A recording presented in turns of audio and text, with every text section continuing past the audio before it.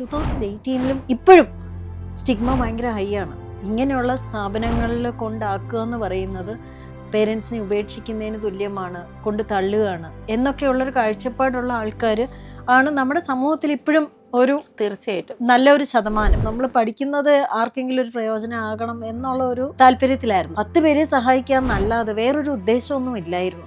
But ഇത് വളർന്നപ്പോഴാണ് actually എനിക്ക് മനസ്സിലായത് ആക്ച്വലി കമ്മ്യൂണിറ്റിയിൽ ഒരു നീഡാണ്. ക്യാൻ കെയർ എന്ന് പറഞ്ഞ സ്ഥാപനം, ക്യാൻ കെയർ ഫൗണ്ടേഷൻ എന്ന് പറഞ്ഞൊരു ട്രസ്റ്റായിട്ടാണ് ആക്ച്വലി തുടങ്ങിയത്. 7 ഇയർ ജേർണിയിലോ നിയർലി 1000 ഫാമിലീസിനെ ഞങ്ങൾ സപ്പോർട്ട് ചെയ്തിട്ടുണ്ട്. ഡോക്ടറുടെ ലൈഫിൽ അങ്ങനെ ഒരു ഹൃദയം ടച്ച് ചെയ്തേക്കുന്ന എക്സ്പീരിയൻസ് എന്തെങ്കിലും ഉണ്ടായിട്ടുണ്ടോ? ഒരു 98 ഇയർ ഓൾഡ് ഒരു അമ്മയായിരുന്നു. She was in a lot of pain. അപ്പോൾ നമ്മൾ പെയിൻ കില്ലേഴ്സ് ഇതൊക്കെ നമ്മൾ കൊടുക്കുന്നുണ്ടായിരുന്നു. മോളെ ഞാനൊരു കാര്യം ചോദിക്കട്ടെ എന്ന് പറഞ്ഞു. ദൈവത്തിന് എന്നെ വേണ്ടി. ഡോക്ടറുടെ എക്സ്പീരിയൻസിൽ ഈ വുമൻസിന് ഇങ്ങനെ കെയർ വരാനായിട്ട് ഒരു ഏറ്റവും നല്ലൊരു ഇൻസ്പിറേഷൻ എന്ത് കൊടുക്കാൻ പറ്റും? ലേഡീസിന് ഞാൻ പറയുന്നൊരു കാര്യം ഇതാണ്, നമുക്ക് എന്ത് വേണമെന്നുള്ളൊരു വ്യക്തത നമുക്ക് വേണം. എല്ലാവരെയും ബ്ലെയിം ചെയ്യും. എൻ്റെ ഹസ്ബൻഡ് അലൗ ചെയ്യുന്നില്ല, എൻ്റെ വീട്ടുകാരെ അലൗ ചെയ്യുന്നില്ല, എൻ്റെ നാട്ടുകാരെ അലൗ ചെയ്യുന്നില്ല. അതൊന്നും ഒരു എക്സ്ക്യൂസ് അല്ല. ആക്ച്വലി നമ്മളാണ് നമ്മുടെ ലിമിറ്റേഷൻ.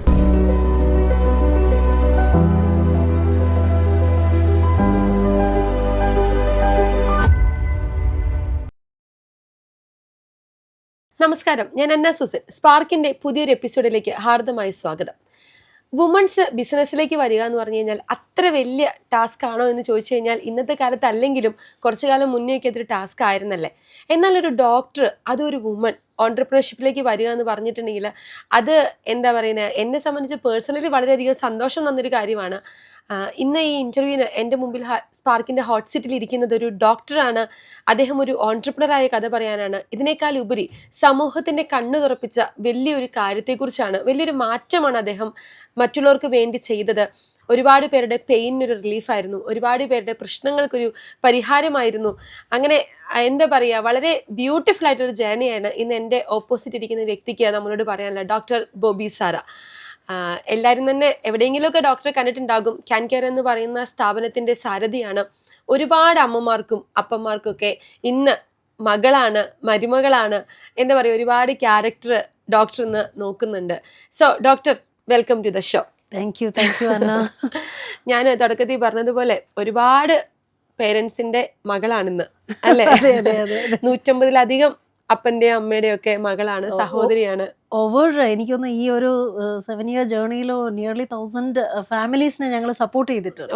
Okay, great. അത് വളരെ വലിയൊരു അച്ചീവ്മെന്റ് ആണ്. അത് ഡോക്ടറെ സംബന്ധിച്ച് ഭയങ്കര സാറ്റിസ്ഫാക്ഷൻ തരും, ഒരു ഓൺട്രപ്രണറെ സംബന്ധിച്ചൊരു അച്ചീവ്മെന്റും ആണ്. Yes definitely.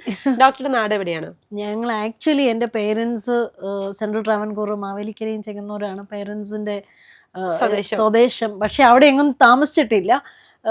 അവര് 70s തന്നെ ഗൾഫിൽ പോയവരാണ്. അപ്പം അന്ന് പഠിത്തത്തിന് വേണ്ടി ഞങ്ങൾ എറണാകുളത്താണ് വന്ന് സെറ്റിൽ ചെയ്തത്. അപ്പൊ ശരിക്കും പറഞ്ഞാൽ വീടെന്ന് പറയാൻ ഇപ്പൊ എറണാകുളമാണ്. ഒന്നെങ്കിൽ ദുബായ് അല്ലെങ്കിൽ എറണാകുളം.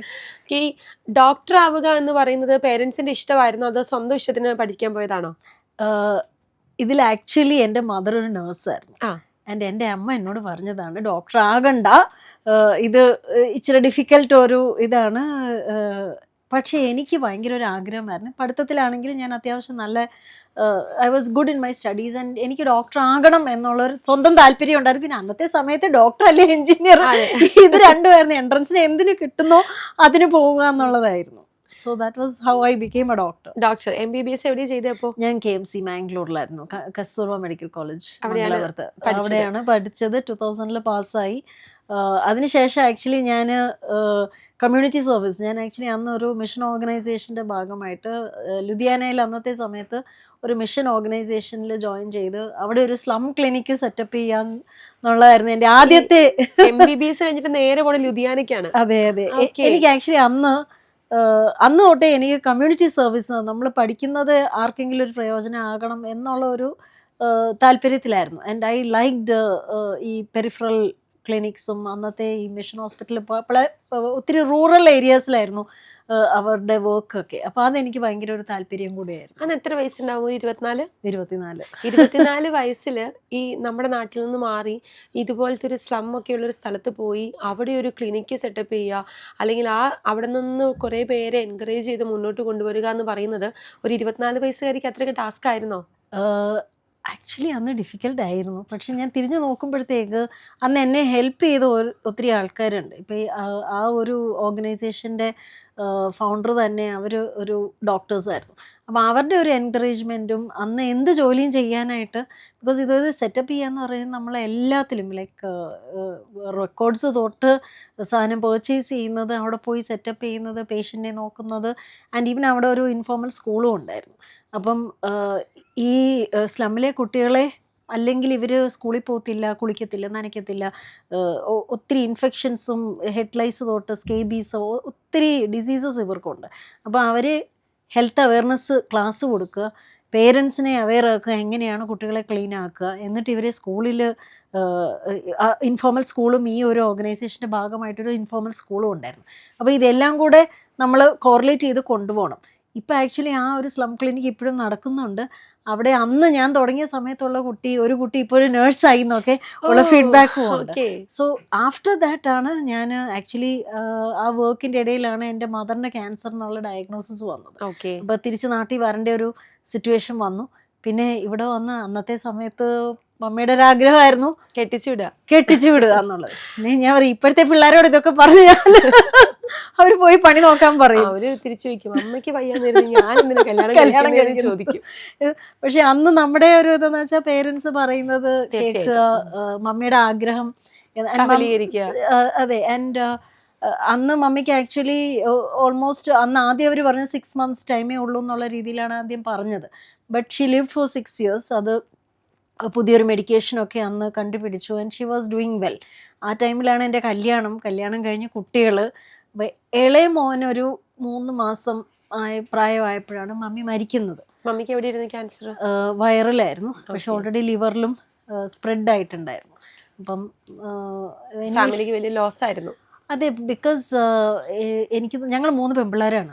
അപ്പം മമ്മി ഭയങ്കര അന്നത്തെ സമയത്ത് എൻ്റെ ഗ്രാൻഡ് ഫാദർ അന്ന് ഇവർ ആക്ച്വലി 5 ഗേൾസാണ്. ആൻഡ് പിന്നെ ഒരു ബ്രദറും.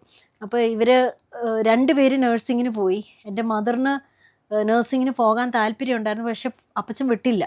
എന്നിട്ട് വേറെ ഒരു കസിൻ വഴി ആപ്ലിക്കേഷൻ ഫില്ല് ചെയ്ത് അപ്പച്ചൻ്റെ ഇത് എഗൻസ്റ്റ് പോയിട്ട് തന്നെ ട്രെയിൻ കയറി അന്ന് ജയ്പൂരിൽ ചെന്ന് നഴ്സിംഗ് പഠിച്ചതാണ് മാമ. അതെ. അപ്പൊ ഞങ്ങളോട് എപ്പോഴും പറയുന്നൊരു കാര്യം അതായിരുന്നു, പെൺപിള്ളേരാണെങ്കിലും നമ്മൾ സ്വയമേ we should be earning on our own. സ്വന്തമായിട്ടുള്ള ഒരു തൊഴിൽ, സ്വന്തമായിട്ടുള്ള ഒരു ഏർണിങ്, നമ്മൾ ആരെയും ഡിപ്പെൻഡ് ചെയ്യേണ്ട ഒരു സാഹചര്യം വരരുതെന്നുള്ള ഒരു രീതിയിലാണ് ഞങ്ങളെയൊക്കെ വളർത്തിയത്. എൻ്റെ ഫാദർ ആണെങ്കിൽ ഞങ്ങളെല്ലാവരും ഇൻഡിപെൻഡൻറ്റ്, ഡ്രൈവിംഗ് പഠിക്കണം, സ്വന്തം കാര്യങ്ങൾ നോക്കണം, വളരെ ഇൻഡിപെൻഡൻ്റ് ആയിട്ടാണ് ഞങ്ങളെ വളർത്തിയത്.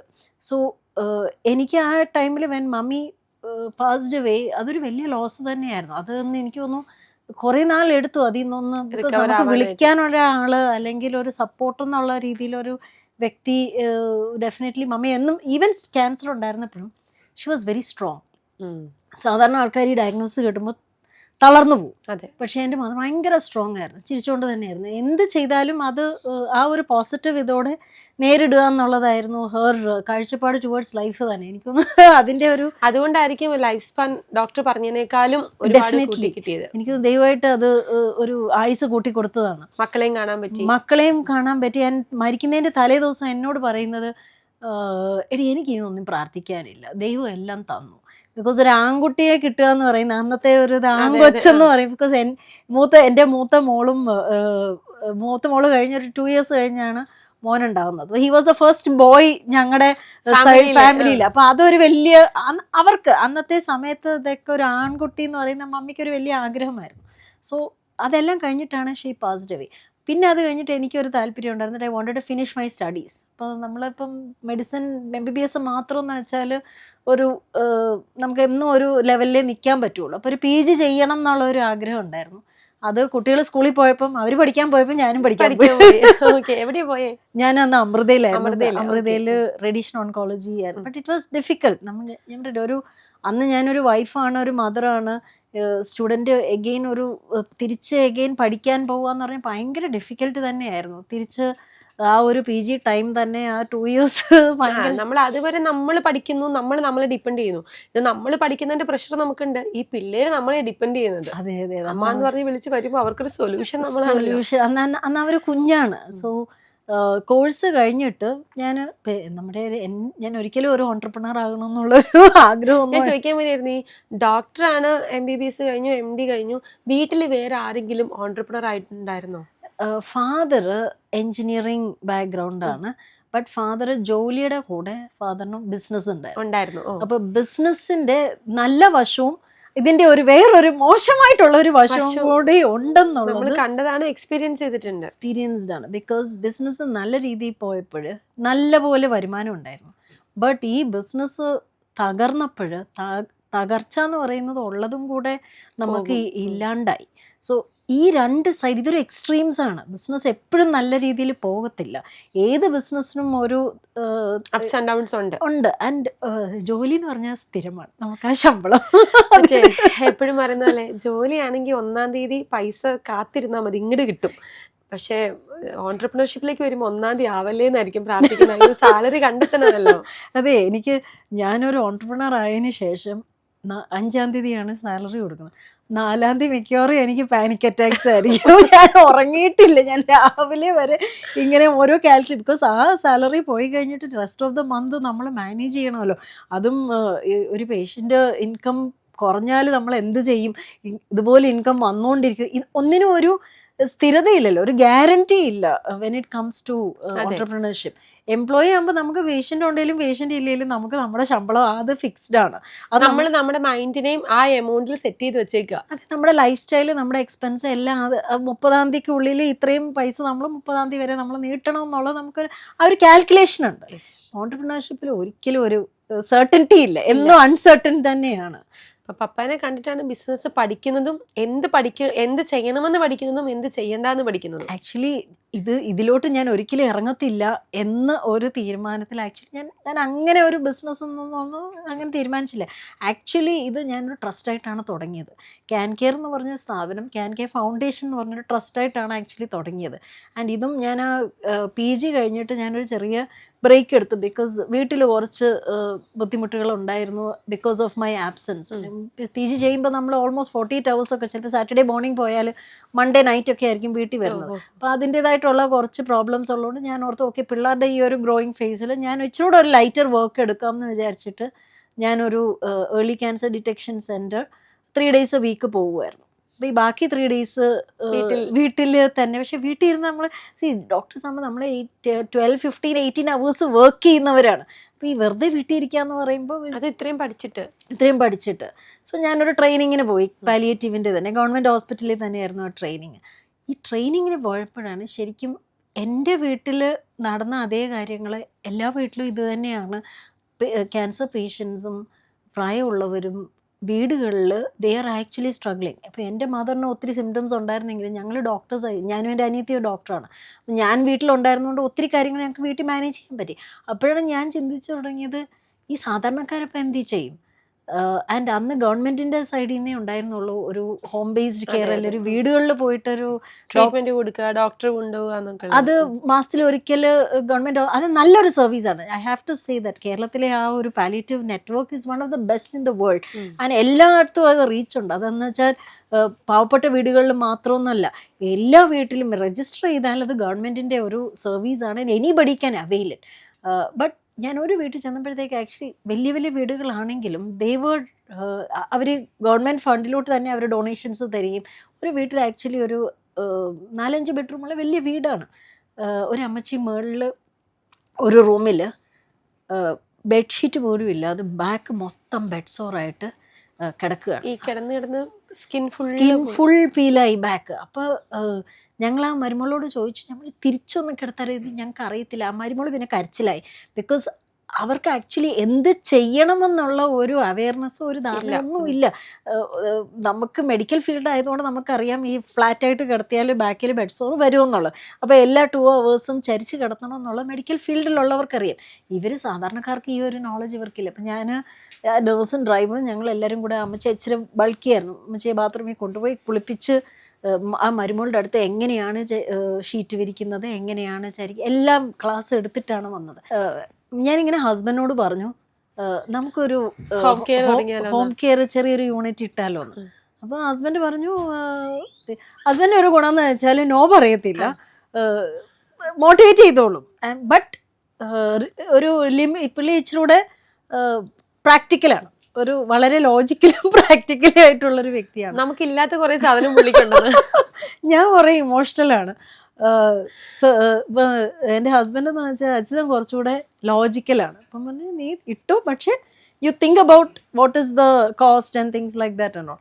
അപ്പം അന്ന് ഒരു ഓഫീസ് സ്പേസ് അന്വേഷിച്ച് നടന്നപ്പോഴത്തേക്ക് 25,000-30,000 രൂപ കാക്കനാടൊക്കെ ഓഫീസിൽ. അപ്പം ഞങ്ങൾ അത്രയും പൈസയൊന്നും എനിക്കില്ല, അത് മാസം 25,000 രൂപ ഓഫീസിന് കൊടുക്കാനൊന്നുമില്ല. അപ്പോൾ ഒരു ഫ്രണ്ടിന്, ഹസ്ബൻഡിന് തന്നെ ഒരു ഫ്രണ്ട് ഉണ്ട്. അപ്പം പുള്ളിയോട് ചോദിച്ചപ്പോൾ ഹി ഹാഡ് ഒരു ചോക്ലേറ്റിൻ്റെ ബിസിനസ്, അത് വൈൻഡ് ഡൗൺ ചെയ്യുമായിരുന്നു. അപ്പം 3 മുറിയുള്ള ഒരു സ്പേസ് ആണ്, അതിൽ എനിക്ക് ഒരു റൂം തരാമെന്ന് പറഞ്ഞിട്ട് അങ്ങനെ തുടങ്ങിയതാണ്. ലാസ്റ്റ് വന്നപ്പോൾ ഞങ്ങൾ പുള്ളി അവിടുന്ന് ഔട്ടാക്കി ഞങ്ങളെ 3 റൂമും. ബിക്കോസ് ആ ഫസ്റ്റ് ഇയറിൽ ഇനീഷ്യൽ ഹോം കെയർ ഞാൻ തുടങ്ങിയെന്ന് വെച്ചാൽ എൻ്റെ ഒരു ആഗ്രഹം എന്ന് വെച്ചാൽ ഇങ്ങനെയുള്ളവർക്ക് ആക്ച്വലി കുറച്ച് പേർക്ക് വീട്ടിൽ പോകും. ഞാൻ ഒരു നേഴ്സ്, ഒരു ഡ്രൈവർ, ഇടയ്ക്ക് ഞങ്ങളൊരു മെയിൽ നേഴ്സിനെ തന്നെ അങ്ങ് ഹയർ ചെയ്തു. അപ്പം അതാകുമ്പം മെയിൽ നേഴ്സ് ആകുമ്പോഴത്തേക്ക് നേഴ്സിങ്ങും അറിയാം, ഡ്രൈവിങ്ങും അറിയാം. അപ്പം അങ്ങനെ ഒരു അതാണ് ഒരു ചലഞ്ച് നമുക്ക് വന്നത്. ബിക്കോസ് ഡ്രൈവേഴ്സ് ആകുമ്പോൾ അവർക്ക് എങ്ങനെ ഒരു പേഷ്യനെ പൊക്കണമെന്ന് ആ ഒരു മെഡിക്കൽ സൈഡിൽ നിന്ന് അവർക്ക് മാനേജ് ചെയ്യാൻ പാടാണ്.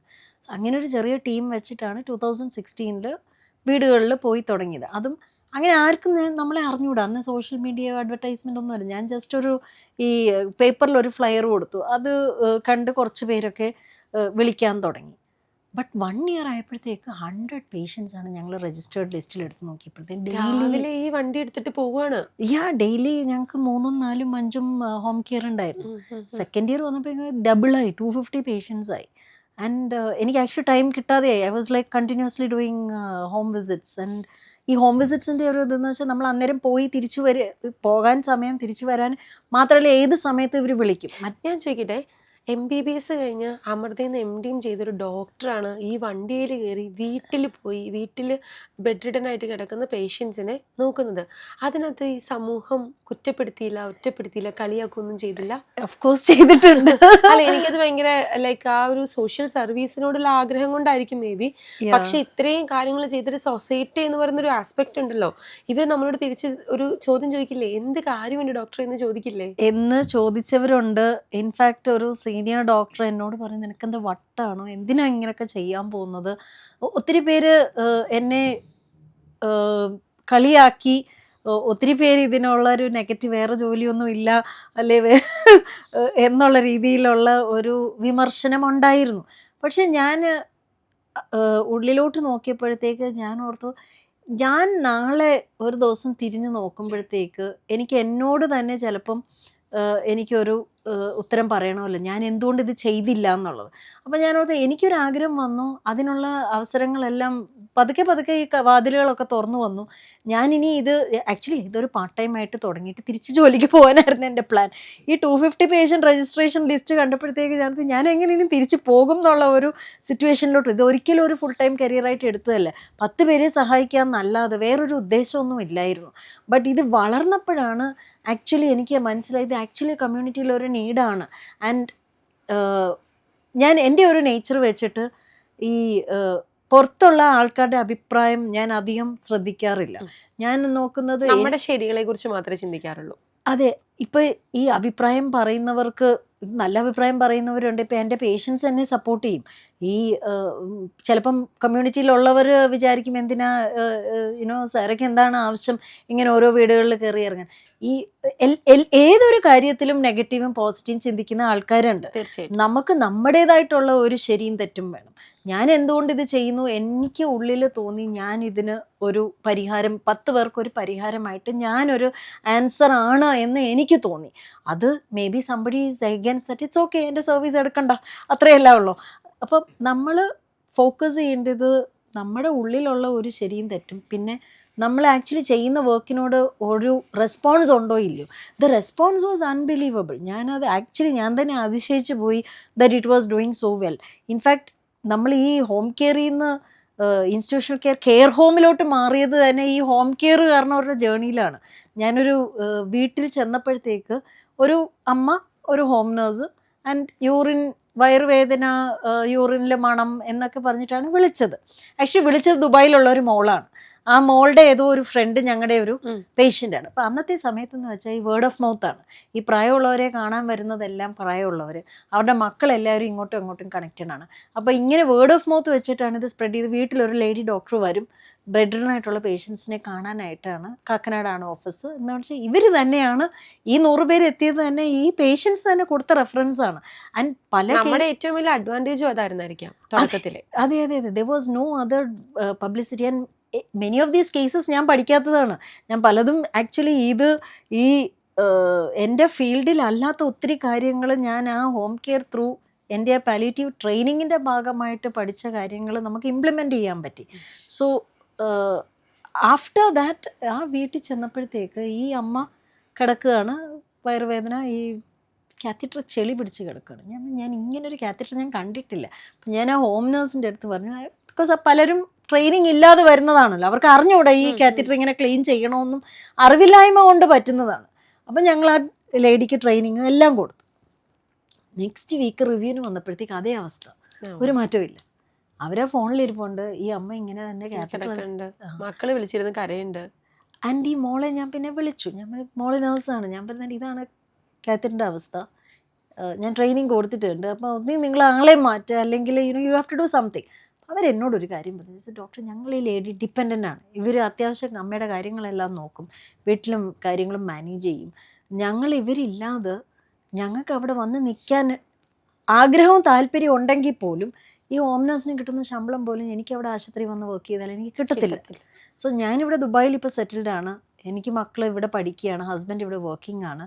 ഞങ്ങൾക്ക് അമ്മയെ നോക്കാൻ താല്പര്യം ഇല്ലാഞ്ഞിട്ടല്ല, പക്ഷേ ഞങ്ങൾ ഹെൽപ്ലെസ് ആണ്. താല്പര്യം ഉണ്ടെങ്കിലും പൈസ വേണം. പൈസ ഉണ്ടാക്കണമെങ്കിൽ മക്കൾ അവിടെ നിന്നിട്ടേ കാര്യമുള്ളൂ. ആൻഡ് ഈ അമ്മേനെ നോക്കണമെങ്കിൽ ഇവരല്ലേ ജോലി കളഞ്ഞ് ഇവിടെ വന്ന് അമ്മേനെ നോക്കണം. അപ്പം പിന്നെ അവരുടെ പിള്ളേരുടെ കാര്യം എന്താവും? So this is A social ഒരു ചെയിനാണ്, ഒരു വിഷസ് സൈക്കിളാണ്. ആൻഡ് ആ സമയത്ത് ഞാൻ ഇറങ്ങാൻ നേരത്തെ ആ ലേഡി, ആ അമ്മ എൻ്റെ കൈ പിടിച്ചിട്ട്, ഡോക്ടർ ഒരു വീടെടുത്താൽ ഞാൻ അവിടെ വന്ന് നിൽക്കാം. അത് കേട്ടപ്പോൾ ശരിക്കും ഞാൻ വല്ലാണ്ടായി. ഞാൻ ഒരാളെ എങ്ങനെ അവരുടെ സ്വന്തം വീട്ടിൽ നിന്ന് മാറി നിൽക്കാനായിട്ട്. അപ്പോൾ ഈ വീടെന്നല്ല അവർക്ക് ആക്ച്വലി വേണ്ടിയത് ഒരു കെയർ ആയിരിക്കാം. ഇത് പറഞ്ഞപ്പോഴത്തേക്കാണ് അന്ന് ഞാൻ വീട്ടിൽ ചെന്നപ്പോൾ ഞാൻ ഹസ്ബൻഡിനോട് ഈ കാര്യങ്ങളൊക്കെ പറഞ്ഞപ്പം നമുക്കെന്നാ ഒന്ന് after few weeks this kept. ഇതൊരു പെട്ടെന്നെടുത്ത ഡിസിഷൻ ഒന്നുമല്ല. ഈ അമ്മയുടെ ചോദ്യം ഇങ്ങനെ തലയിൽ കിടക്കുക. ഡോക്ടറിനൊരു ഞാൻ എൻ്റെ അങ്ങനെ ഫണ്ടില്ല, ഞാൻ എങ്ങനെ നോക്കും, എനിക്കറിയത്തില്ല ഒരു ഹോം മാനേജ് ചെയ്യാൻ. ഇതിനകത്ത് ഒത്തിരി കാര്യങ്ങളുണ്ട്. ഇവരെ മെഡിക്കൽ സാധനങ്ങൾ മാത്രമല്ലല്ലോ, ഇവർക്ക് ഫുഡ് ഉണ്ടാക്കാൻ ആൾ വേണം, ക്ലീനിങ്ങിന് ആൾ വേണം, ഇവരുടെ ലോണ്ട്രി മാനേജ് ചെയ്യാൻ ആൾ വേണം, പിന്നെ ഒരു ബിൽഡിങ്ങിൻ്റെ ഫുൾ മെയിൻ്റനൻസ്, റിപ്പയർസ്, ഇതൊന്നും എനിക്ക് അറിഞ്ഞുകൂടാ ഇതൊന്നും. പക്ഷേ എന്തോ ഉള്ളിൽ ഇങ്ങനെ ഒരു ഇത് വന്നപ്പോൾ ഞാൻ ഹസ്ബൻഡിനോട് പറഞ്ഞു, നമുക്ക് ഒരു ചെറിയ വീടെടുത്ത്, എനിക്ക് എല്ലാവരെയും ഒന്നും നോക്കാൻ പറ്റത്തില്ല, പക്ഷെ നമുക്കൊരു മനസാക്ഷിക്കൊത്താണ് 10 പേരെ നോക്കാമല്ലോ, നമുക്ക് അതങ്ങ് ചെയ്താലോ. അപ്പം ഹസ്ബൻഡ് പറഞ്ഞത്, he was supportive. He said നമുക്കിപ്പോൾ ഇത്രയും ഫണ്ടേ ഉള്ളൂ. ആൻഡ് എനിക്കന്ന് ഐ വാസ് 40 years old. 2016 ഞാൻ ഈ ഹോം കെയർ രജിസ്റ്റർ ചെയ്തപ്പം 2018 ഞങ്ങൾ വീടെടുക്കാമെന്നുള്ള പ്ലാൻ ഉള്ളത്. ആൻഡ് ഞാൻ വർക്കിംഗ് അല്ലല്ലോ, അപ്പം നമ്മുടെ സേവിങ്സ് എന്ന് പറയുന്നത് ഒരു എമൗണ്ട് ഉണ്ട്. പിള്ളേരുടെ കോളേജ് അതൊക്കെ കാൽക്കുലേറ്റ് ചെയ്തിട്ട് അപ്പോൾ ഹസ്ബൻഡ് പറഞ്ഞു, ഈ ഒരു ഫണ്ട് പിള്ളേരുടെ എഡ്യൂക്കേഷൻ ഫണ്ടാണ്, അത് തൊട്ടുള്ള കളി വേണ്ട, നമുക്ക് ചെറിയ രീതിയിൽ ഒരു ട്രസ്റ്റ് തുടങ്ങി നമുക്ക് അതിനകത്തുനിന്ന് ഡൊണേഷൻസ് എന്തെങ്കിലും കിട്ടുകയാണെങ്കിൽ അതിനകത്തുള്ള സസ്റ്റൈനബിൾ മോഡലായിട്ട് നമുക്ക് സെറ്റാക്കി നോക്കാമെന്ന് പറഞ്ഞു. നമുക്ക് ആകെയുള്ള എക്സ്പീരിയൻസ് ഈ പഠിത്തം കഴിഞ്ഞിറങ്ങിയപ്പോൾ ലുധിയാനിലെ സ്ലമ്മിൽ പോയിട്ടൊരു ക്ലിനിക്കും ഇതൊക്കെ തുടങ്ങിയേക്കുന്നതാണ് നമുക്കൊരു എക്സ്പീരിയൻസ്. പക്ഷെ അതെല്ലാം സപ്പോർട്ട് ഉണ്ടായിരുന്നു. എന്ന് വെച്ചാൽ നമ്മളായിട്ട് ഒത്തിരി ഫണ്ട് ചെയ്യാൻ ആൾക്കാരുണ്ട്, എല്ലാം ചെയ്യാനുള്ള, നമ്മൾ ലിസ്റ്റ് കൊടുത്താൽ മതി, അവര് സാധനങ്ങളെല്ലാം എത്തിച്ചോളും. സോ ഇതൊരു ന്യൂ എക്സ്പീരിയൻസ് ആയിരുന്നു. സോ ഞാൻ ആക്ച്വലി ആദ്യത്തെ ഹയറിംഗ് എന്ന് വെച്ചാൽ നഴ്സസ് ഓക്കെ നമുക്ക് ഹയർ ചെയ്യാം. കുക്കിനെ ഹയർ ചെയ്തത് എങ്ങനെയാണെന്നറിയോ, ഒരാള് ഞങ്ങളുടെ ഒരു നഴ്സിംഗ് ഹെഡ് ഉണ്ടായിരുന്നു. അപ്പോൾ പുള്ളിക്കാരത്തി ഒരു കെയർ ഗീവറായിട്ട് വിളിച്ചു. എന്നിട്ട് ചോദിച്ചു കെയർ ഗീവറിന് ജോലി ഉണ്ടോന്ന്. ഞാൻ അടുത്ത് ഇരിപ്പുണ്ട്, ഇപ്പോൾ കുക്കിംഗ് അറിയാമെന്ന് ചോദിക്കുക. പുള്ളിക്കാരത്തി എന്നെ ഇങ്ങനെ ഒരു നോട്ടം. അപ്പോൾ കുക്കിംഗ് അറിയാം, ഞാൻ ഹോട്ടലിലും വർക്ക് ചെയ്യാറുണ്ട്, ഞാൻ ആളെ എടുത്തോളാം, ഒന്നും നോക്കണ്ട നാളെ ജോയിൻ ചെയ്തോളാനല്ലേ. അങ്ങനെയാണ് ആദ്യത്തെ കൊക്കിനെ ഹയർ ചെയ്യുന്നത്. ആൻഡ് അന്ന് എനിക്ക് പരിചയമുള്ള ഒരു അങ്കിൾ ഉണ്ട് ഹോസ്റ്റൽ നടത്തുന്നത്. അങ്ങനെ അങ്കിളിന്റെ അടുത്ത് ഞാൻ ചോദിച്ചതാണ് എങ്ങനെയാണ് കിച്ചൺ എന്താ വാങ്ങിക്കേണ്ടത്, എങ്ങനെയാണ് ഒരു കിച്ചൺ വാങ്ങണം, എന്തൊക്കെ ചെയ്യണം ഒരു കിച്ചൺ സെറ്റപ്പ് ചെയ്യാൻ. അപ്പോൾ അതെല്ലാം ആ അങ്കിൾ ഹോസ്റ്റൽ നടത്തുന്നതുകൊണ്ട് he help me a lot in those days. And ഇങ്ങനെയാണ് ആക്ച്വലി ഇത് തുടങ്ങുന്നത്. ഇങ്ങനെയാണ് ക്യാൻ കെയർ എന്ന് പറയുന്ന കാണുന്ന ഈ പ്രസ്ഥാനം തുടങ്ങുന്നത്. ആൻഡ് ആദ്യത്തെ പേഷ്യൻ്റ് എന്ന് പറഞ്ഞാൽ ഞങ്ങളുടെ ആ ഇനോഗ്രേഷൻ്റെ ദിവസം അന്ന് ആ ഏരിയയിലെ റെസിഡൻസ് അസോസിയേഷൻ്റെ പ്രസിഡന്റ് വന്നിരുന്നു. ആ പ്രസിഡന്റിന്റെ നെയ്ബറിന്റെ മദറാണ് ഞങ്ങളുടെ ആദ്യത്തെ പേഷ്യൻ്റ്. ആ അമ്മ ഇപ്പോഴും ഞങ്ങളുടെ കൂടെയുണ്ട്. ഞാൻ ചോദിക്കട്ടെ, മറ്റേ അമ്മയോ? അവര് പിന്നെ അവര് വന്നില്ല. അവർ ആക്ച്വലി ആ മക്കള് ദോ ദേ വർ സപ്പോർട്ടീവ്. അവര് പറഞ്ഞത് എന്താന്ന് വെച്ചാൽ ആൾക്കാരെന്ത് പറയും. That was a big stigma. ആ ഒരു സമയത്ത് ആൾക്കാരെന്ത് പറയും എന്നുള്ളൊരു വലിയ, ഞങ്ങളിവിടെ ദുബായിലാണ്, അപ്പം അമ്മേനെ അതും എറണാകുളത്ത് തന്നെ അവർക്ക് ഫ്ലാറ്റ് ഉണ്ട്. സോ ആ സ്റ്റിഗ്മ അന്നത്തെ സമയത്ത് 2018 ഇപ്പോഴും സ്റ്റിഗ്മ ഭയങ്കര ഹൈ ആണ്. ഇങ്ങനെയുള്ള സ്ഥാപനങ്ങളിൽ കൊണ്ടാക്കുക എന്ന് പറയുന്നത് പേരൻസിനെ ഉപേക്ഷിക്കുന്നതിന് തുല്യമാണ്, കൊണ്ട് തള്ളുകയാണ് എന്നൊക്കെയുള്ളൊരു കാഴ്ചപ്പാടുള്ള ആൾക്കാർ ആണ് നമ്മുടെ സമൂഹത്തിൽ ഇപ്പോഴും ഒരു തീർച്ചയായിട്ടും നല്ലൊരു ശതമാനം. ബട്ട് ഈ കാഴ്ചപ്പാട് മാറേണ്ട ഒരു ടൈമായി. ബിക്കോസ് ഞാൻ നോക്കിയതെന്ന് വെച്ചാൽ ഞാൻ 2025 ജാനുവരി തൊട്ട് ഈവൻ ഞങ്ങളുടെ എൻക്വയറീസിൽ ആദ്യമായിട്ട് നേരത്തെ എന്ന് വെച്ചാൽ മക്കളാണ്. ഇപ്പോൾ ഞങ്ങളുടെ ഒരു ഏജ് ഗ്രൂപ്പ് എന്ന് വെച്ചാൽ ഒരു 70 to 90 years ആണ്. അപ്പോൾ യൂഷ്വലി വിളിക്കുന്നത്, എൻക്വയറിക്ക് വിളിക്കുന്നത് അവരുടെ മക്കളാണ്. അവരൊരു 45 to 65 years ഏജിലുള്ള മക്കളാണ് പ്രായമുള്ളവർക്ക് വിളിക്കുന്നത്. പക്ഷേ ഇപ്പം ഈ 45 to 65 ഉള്ള മക്കൾ വിളിച്ചു തുടങ്ങി. അവർ വിളിക്കുന്ന പലരും വിളിക്കുന്നത് അവർക്ക് വേണ്ടിയാണ്, അവർക്ക് വേണ്ടി അന്വേഷിച്ച് വെക്കാൻ. ഈയിടെ ഞാൻ ബാങ്കിൽ പോയപ്പോൾ പോലും ഞാനൊരു പേപ്പർ സൈൻ ചെയ്യാൻ പോയപ്പോഴത്തേക്ക് ബാങ്ക് മാനേജർ എന്നോട് ഇങ്ങനെ ചോദിച്ചു എന്താ മാഡം ചെയ്യും. ഞാൻ പറഞ്ഞു ഇങ്ങനെ ഒരു ഹോമാണ് നടത്തുക, അതിൻ്റെ ഡീറ്റെയിൽസ് ഒന്ന് പറയുമോ. എൻ്റെ അമ്മയ്ക്ക് 90 years, അമ്മയ്ക്ക് വേണ്ടിയല്ല, എൻ്റെ മക്കൾ രണ്ടുപേരും ഓസ്ട്രേലിയയിലാണ്. അപ്പോൾ എനിക്കിത് എന്തായാലും ആവശ്യം വരും, ഞാൻ അടുത്ത വർഷം റിട്ടയർ ചെയ്യണം, അപ്പം ഞാനും ഇങ്ങനെ അന്വേഷിച്ച് വെക്കണമല്ലോ. അമ്മയെ നോക്കാൻ ഞാനുണ്ട്, പക്ഷേ എന്നെ നോക്കാൻ മക്കൾ ഓസ്ട്രേലിയയിലാണ്. ആൻഡ് നമുക്ക് ഈ മക്കളെ കുറ്റം പറയാനും പറ്റില്ല. എല്ലാവരും പുറത്തോട്ട് പോകുന്നത് എന്തിനാണ്? ഞാൻ recently I was just thinking even ഞങ്ങളൊരു ഡിസ്കഷൻ്റെ ഭാഗമായിട്ട് എന്തുകൊണ്ട് ആൾക്കാർ പുറത്തോട്ട് പോകുന്നു. Kerala is A very educated state. നമ്മുടെ എഡ്യൂക്കേഷൻ ലെവല്, ഇംഗ്ലീഷിൻ്റെ നോളജ്, ഇതൊക്കെ വെച്ചിട്ട് നമുക്ക് ഇവിടെ ഓപ്പർച്യൂണിറ്റീസ് ഇല്ല. So people are going abroad because living standard വേണം, ക്വാളിറ്റി ഓഫ് ലൈഫ് വേണം, ജോലി. പഠിച്ചു കഴിഞ്ഞാൽ നമുക്കൊരു ജോലി വേണമല്ലോ. ഈ ജോലി, ആ ഒരു എഡ്യൂക്കേഷണൽ ക്വാളിഫിക്കേഷന് പറ്റിയ ഒരു ജോലി ഇപ്പോൾ ഇവിടെ അൺഫോർച്ചുനേറ്റ്ലി എല്ലാവർക്കും ഇല്ല. പിന്നെ നമ്മുടെ ജനറേഷനിൽ ഇപ്പൊ പുറത്തേക്ക് പോകുന്ന കുട്ടികളുടെ പേരൻസ് ഉണ്ടല്ലോ, അവർ ചിന്തിക്കുന്നത് മക്കൾ പുറത്തു പോയി സെറ്റിൽ ആവാനാ. അവർ ആഗ്രഹിക്കുന്നതും എൻ്റെ മകൻ ഓസ്ട്രേലിയയിൽ പോകണം, എൻ്റെ മകൾ UK യിലാണെന്ന് പറയാനാണ് അവരും ആഗ്രഹിക്കുന്നത്. ബട്ട് അത് ആഗ്രഹിക്കുന്നത് എന്തുകൊണ്ടാണെന്ന് വെച്ചാൽ അവരെ പഠിച്ചിട്ട് ആ ഒരു എഡ്യൂക്കേഷൻ ക്വാളിഫിക്കേഷന് ഈക്വലൻ്റ് ആയിട്ടുള്ള ഒരു ജോബും ആ ഒരു ഈക്വലൻ്റ് ആയിട്ടുള്ള സാലറിയും, ഇത് രണ്ടും ആക്ച്വലി പുറത്താണ് ഇപ്പം കിട്ടുന്നത്. ഇപ്പം എൻ്റെ ക്ലാസ്സിലുള്ള ഈവൻ MBBS കഴിഞ്ഞ ഒരു 60% ആൾക്കാർ പുറത്തോട്ടാണ് പോയിരിക്കുന്നത്. The reason being that quality of life, work life balance, salary, ഇതെല്ലാം പുറത്ത്. ആൻഡ് ഈവൻ നമുക്കിപ്പോൾ ഒരു ആവശ്യം ഉണ്ടെങ്കിൽ ഈവൻ ഒരു ഡോക്യുമെൻ്റ് വേണം, ഗവൺമെൻറ്റിൽ നിന്ന് പോയി എടുക്കാനോ, all of that is very easy there. But ഇവിടെ there are lot of restriction. So ഇതിൻ്റെ ഒരു സോഷ്യൽ കോംപ്ലിക്കേഷനായിട്ട് വരുന്ന ഒരു കാര്യമാണ് പ്രായമുള്ളവർ തനിച്ചാവുക എന്ന് പറയുന്ന. ആൻഡ് കേരള ഒരു സീനിയർ സിറ്റിസൺ ഹോമാണ്, കേരള ഒരു ഓൾഡ് ഏജ് ഹോമാണ്. ഇതൊരു നെഗറ്റീവ് രീതിയിൽ കാണാം, അല്ലെങ്കിൽ ഇതൊരു ഓപ്പർച്യൂണിറ്റി ആയിട്ട് കാണാം. ഇത് ആക്ച്വലി നമുക്ക് നല്ലൊരു റിട്ടയർമെൻറ്റ് ഫ്രണ്ട്ലി സ്റ്റേറ്റ് ആയിട്ട് നമുക്ക് കാണാം. ഈ റിട്ടയർ ചെയ്യാൻ ആഗ്രഹിക്കുന്നവർക്ക് ക്ലൈമറ്റ് നല്ലതാണ്, ഹെൽത്ത് കെയർ ബെനിഫിറ്റ് ഇവിടെ തൊട്ടടുത്ത് ഏത് ആശുപത്രിയാണെങ്കിലും ടോപ്പ് ഫെസിലിറ്റീസ് ഇവിടെ അവൈലബിൾ ആണ്. ഇപ്പോൾ ഈ പുറം രാജ്യങ്ങളുടെ പ്രോബ്ലം എന്ന് വെച്ചാൽ എക്സ്ട്രീം വെതറാണ്. തണുപ്പ് വരുമ്പം ഭയങ്കര തണുപ്പ്, ചൂട്. ഡോക്ടറെ കാണണമെങ്കിൽ 10 ദിവസം മുന്നേ വയറുവേദന ഉണ്ടായ 20 ദിവസം കഴിയുമ്പോൾ അപ്പോയിന്റ്മെന്റ് കിട്ടും. അതെ. ആൻഡ് ഈവൻ ഡെലിവറി ആണെങ്കിൽ നമ്മൾ ആ കൺട്രാക്ഷൻസ് സ്റ്റാർട്ട് ചെയ്ത് നിയർ ലേബർ എത്തുമ്പോഴേ നമുക്ക് ആശുപത്രിയിൽ പോയിട്ട് കാര്യമുള്ളൂ, അല്ലെ അവർ തിരിച്ച് വീട്ടിലേക്ക്. അല്ല, എന്റെ ബ്രദറും വൈഫും പുറത്താ, രംഗുവിന്റെ ബ്രദറും വൈഫും പുറത്താ. അപ്പൊ നമ്മുടെ ഫാമിലി എല്ലാരും പുറത്തായാൽ ഇപ്പൊ നമുക്കറിയാം എങ്ങനെയാണ് അവിടുത്തെ. ഇവിടുന്ന് പോകുമ്പോൾ മറ്റേ പാരസെറ്റാമോളും കൊണ്ടൊക്കെ ഇവര് പോകുന്നത്, അവിടെ കിട്ടത്തില്ല. ബട്ട് എന്നാലും അവരവിടെ താല്പര്യം കാണിക്കുന്നതെന്ന് വെച്ചാൽ ബിക്കോസ് നാളെ for like looking at future അവർക്കൊരു ഗ്രോത്ത് വരണമെങ്കിൽ പുറത്ത് പോയാലേ ഒരു ഗ്രോത്ത് ഉള്ളൂ എന്നുള്ള ഒരു തിങ്കിങ് ആണ്. And that is true also for a lot of the professions. So ഇതിൻ്റെ ഒരു ഓപ്പർച്യൂണിറ്റി ഇപ്പോൾ കേരളത്തിൽ what is the problem is പ്രായമുള്ളവർക്ക് ഒരു സപ്പോർട്ട് സിസ്റ്റം ഇല്ല. ഇപ്പോൾ ക്യാൻ കെയർ എന്നുള്ളൊരു സ്ഥാപനം തുടങ്ങിയത് തന്നെ പ്രായമുള്ളവർക്ക് ഒരു സപ്പോർട്ട് സിസ്റ്റം വേണം. ഇതൊരു ബിസിനസ്സായിട്ട് തുടങ്ങിയതല്ല, ഇതൊരു സപ്പോർട്ട് സിസ്റ്റമായിട്ട് ഒരു ആശയം വന്നതെന്ന് വെച്ചാൽ ഇങ്ങനെയുള്ളവർ ഒത്തിരി പേരുടെ എണ്ണം നമ്മുടെ സമൂഹത്തിൽ കൂടുന്നേ ഉള്ളൂ, ഇത് കുറയാൻ പോകുന്നില്ല.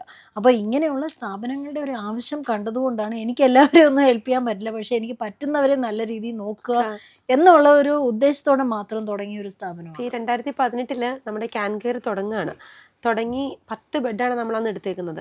10 ബെഡും ഒരു ഡ്രൈവർ, ഒരു കുക്കിംഗ് സ്റ്റാഫ്, കുറച്ച് ക്ലീനിങ് സ്റ്റാഫ്, നഴ്സുമാര്. വേറെ ഡോക്ടർ ഉണ്ടായിരുന്നോ? ഇല്ല, ഞാൻ റിസപ്ഷനിസ്റ്റ് ആയിരുന്നു, അക്കൗണ്ടന്റ് ആയിരുന്നു, എക്സിക്യൂട്ടീവ്, എല്ലാ പണിയും ചെയ്തിട്ടുണ്ട്. ഹോം കെയർ പോവും, ഇവിടെ ഉള്ള പേഷ്യൻസിനെയും കാണും, ഫുൾ സൂപ്പർവൈസ് ചെയ്യും, ഹൗസ് കുക്ക്, ലോണ്ടറി, എല്ലാ കാര്യങ്ങളിലും ഞാൻ I use to look after എല്ലാവരും, ഈവൻ സ്റ്റാഫ് ഹയറിങ്. ഞാൻ HR ഇപ്പോൾ ഈയിടെ എനിക്ക് തോന്നുന്നു ഒരു 2024 ഞങ്ങളൊരു HR മാനേജറിനെ തന്നെ എടുത്തത്. അതുവരെ ജോയിൻ ചെയ്ത എല്ലാ സ്റ്റാഫിൻ്റെ ജോയിനിങ് ഡേറ്റ് തൊട്ട് എനിക്കറിയാം. സോ ഇത് was A learning for me. ഞാനിപ്പോൾ മെഡിക്കൽ പഠിച്ചതുകൊണ്ട് ഒരിക്കലും ഒരു സംരംഭം നമുക്ക് തുടങ്ങാൻ പറ്റത്തില്ല. ആൻഡ് സംരംഭം തുടങ്ങുക എന്നുള്ളതാണ് ഏറ്റവും എളുപ്പം. ഒരു കമ്പനി രജിസ്റ്റർ ചെയ്യുക എന്നുള്ളതാണ് ഏറ്റവും എളുപ്പം.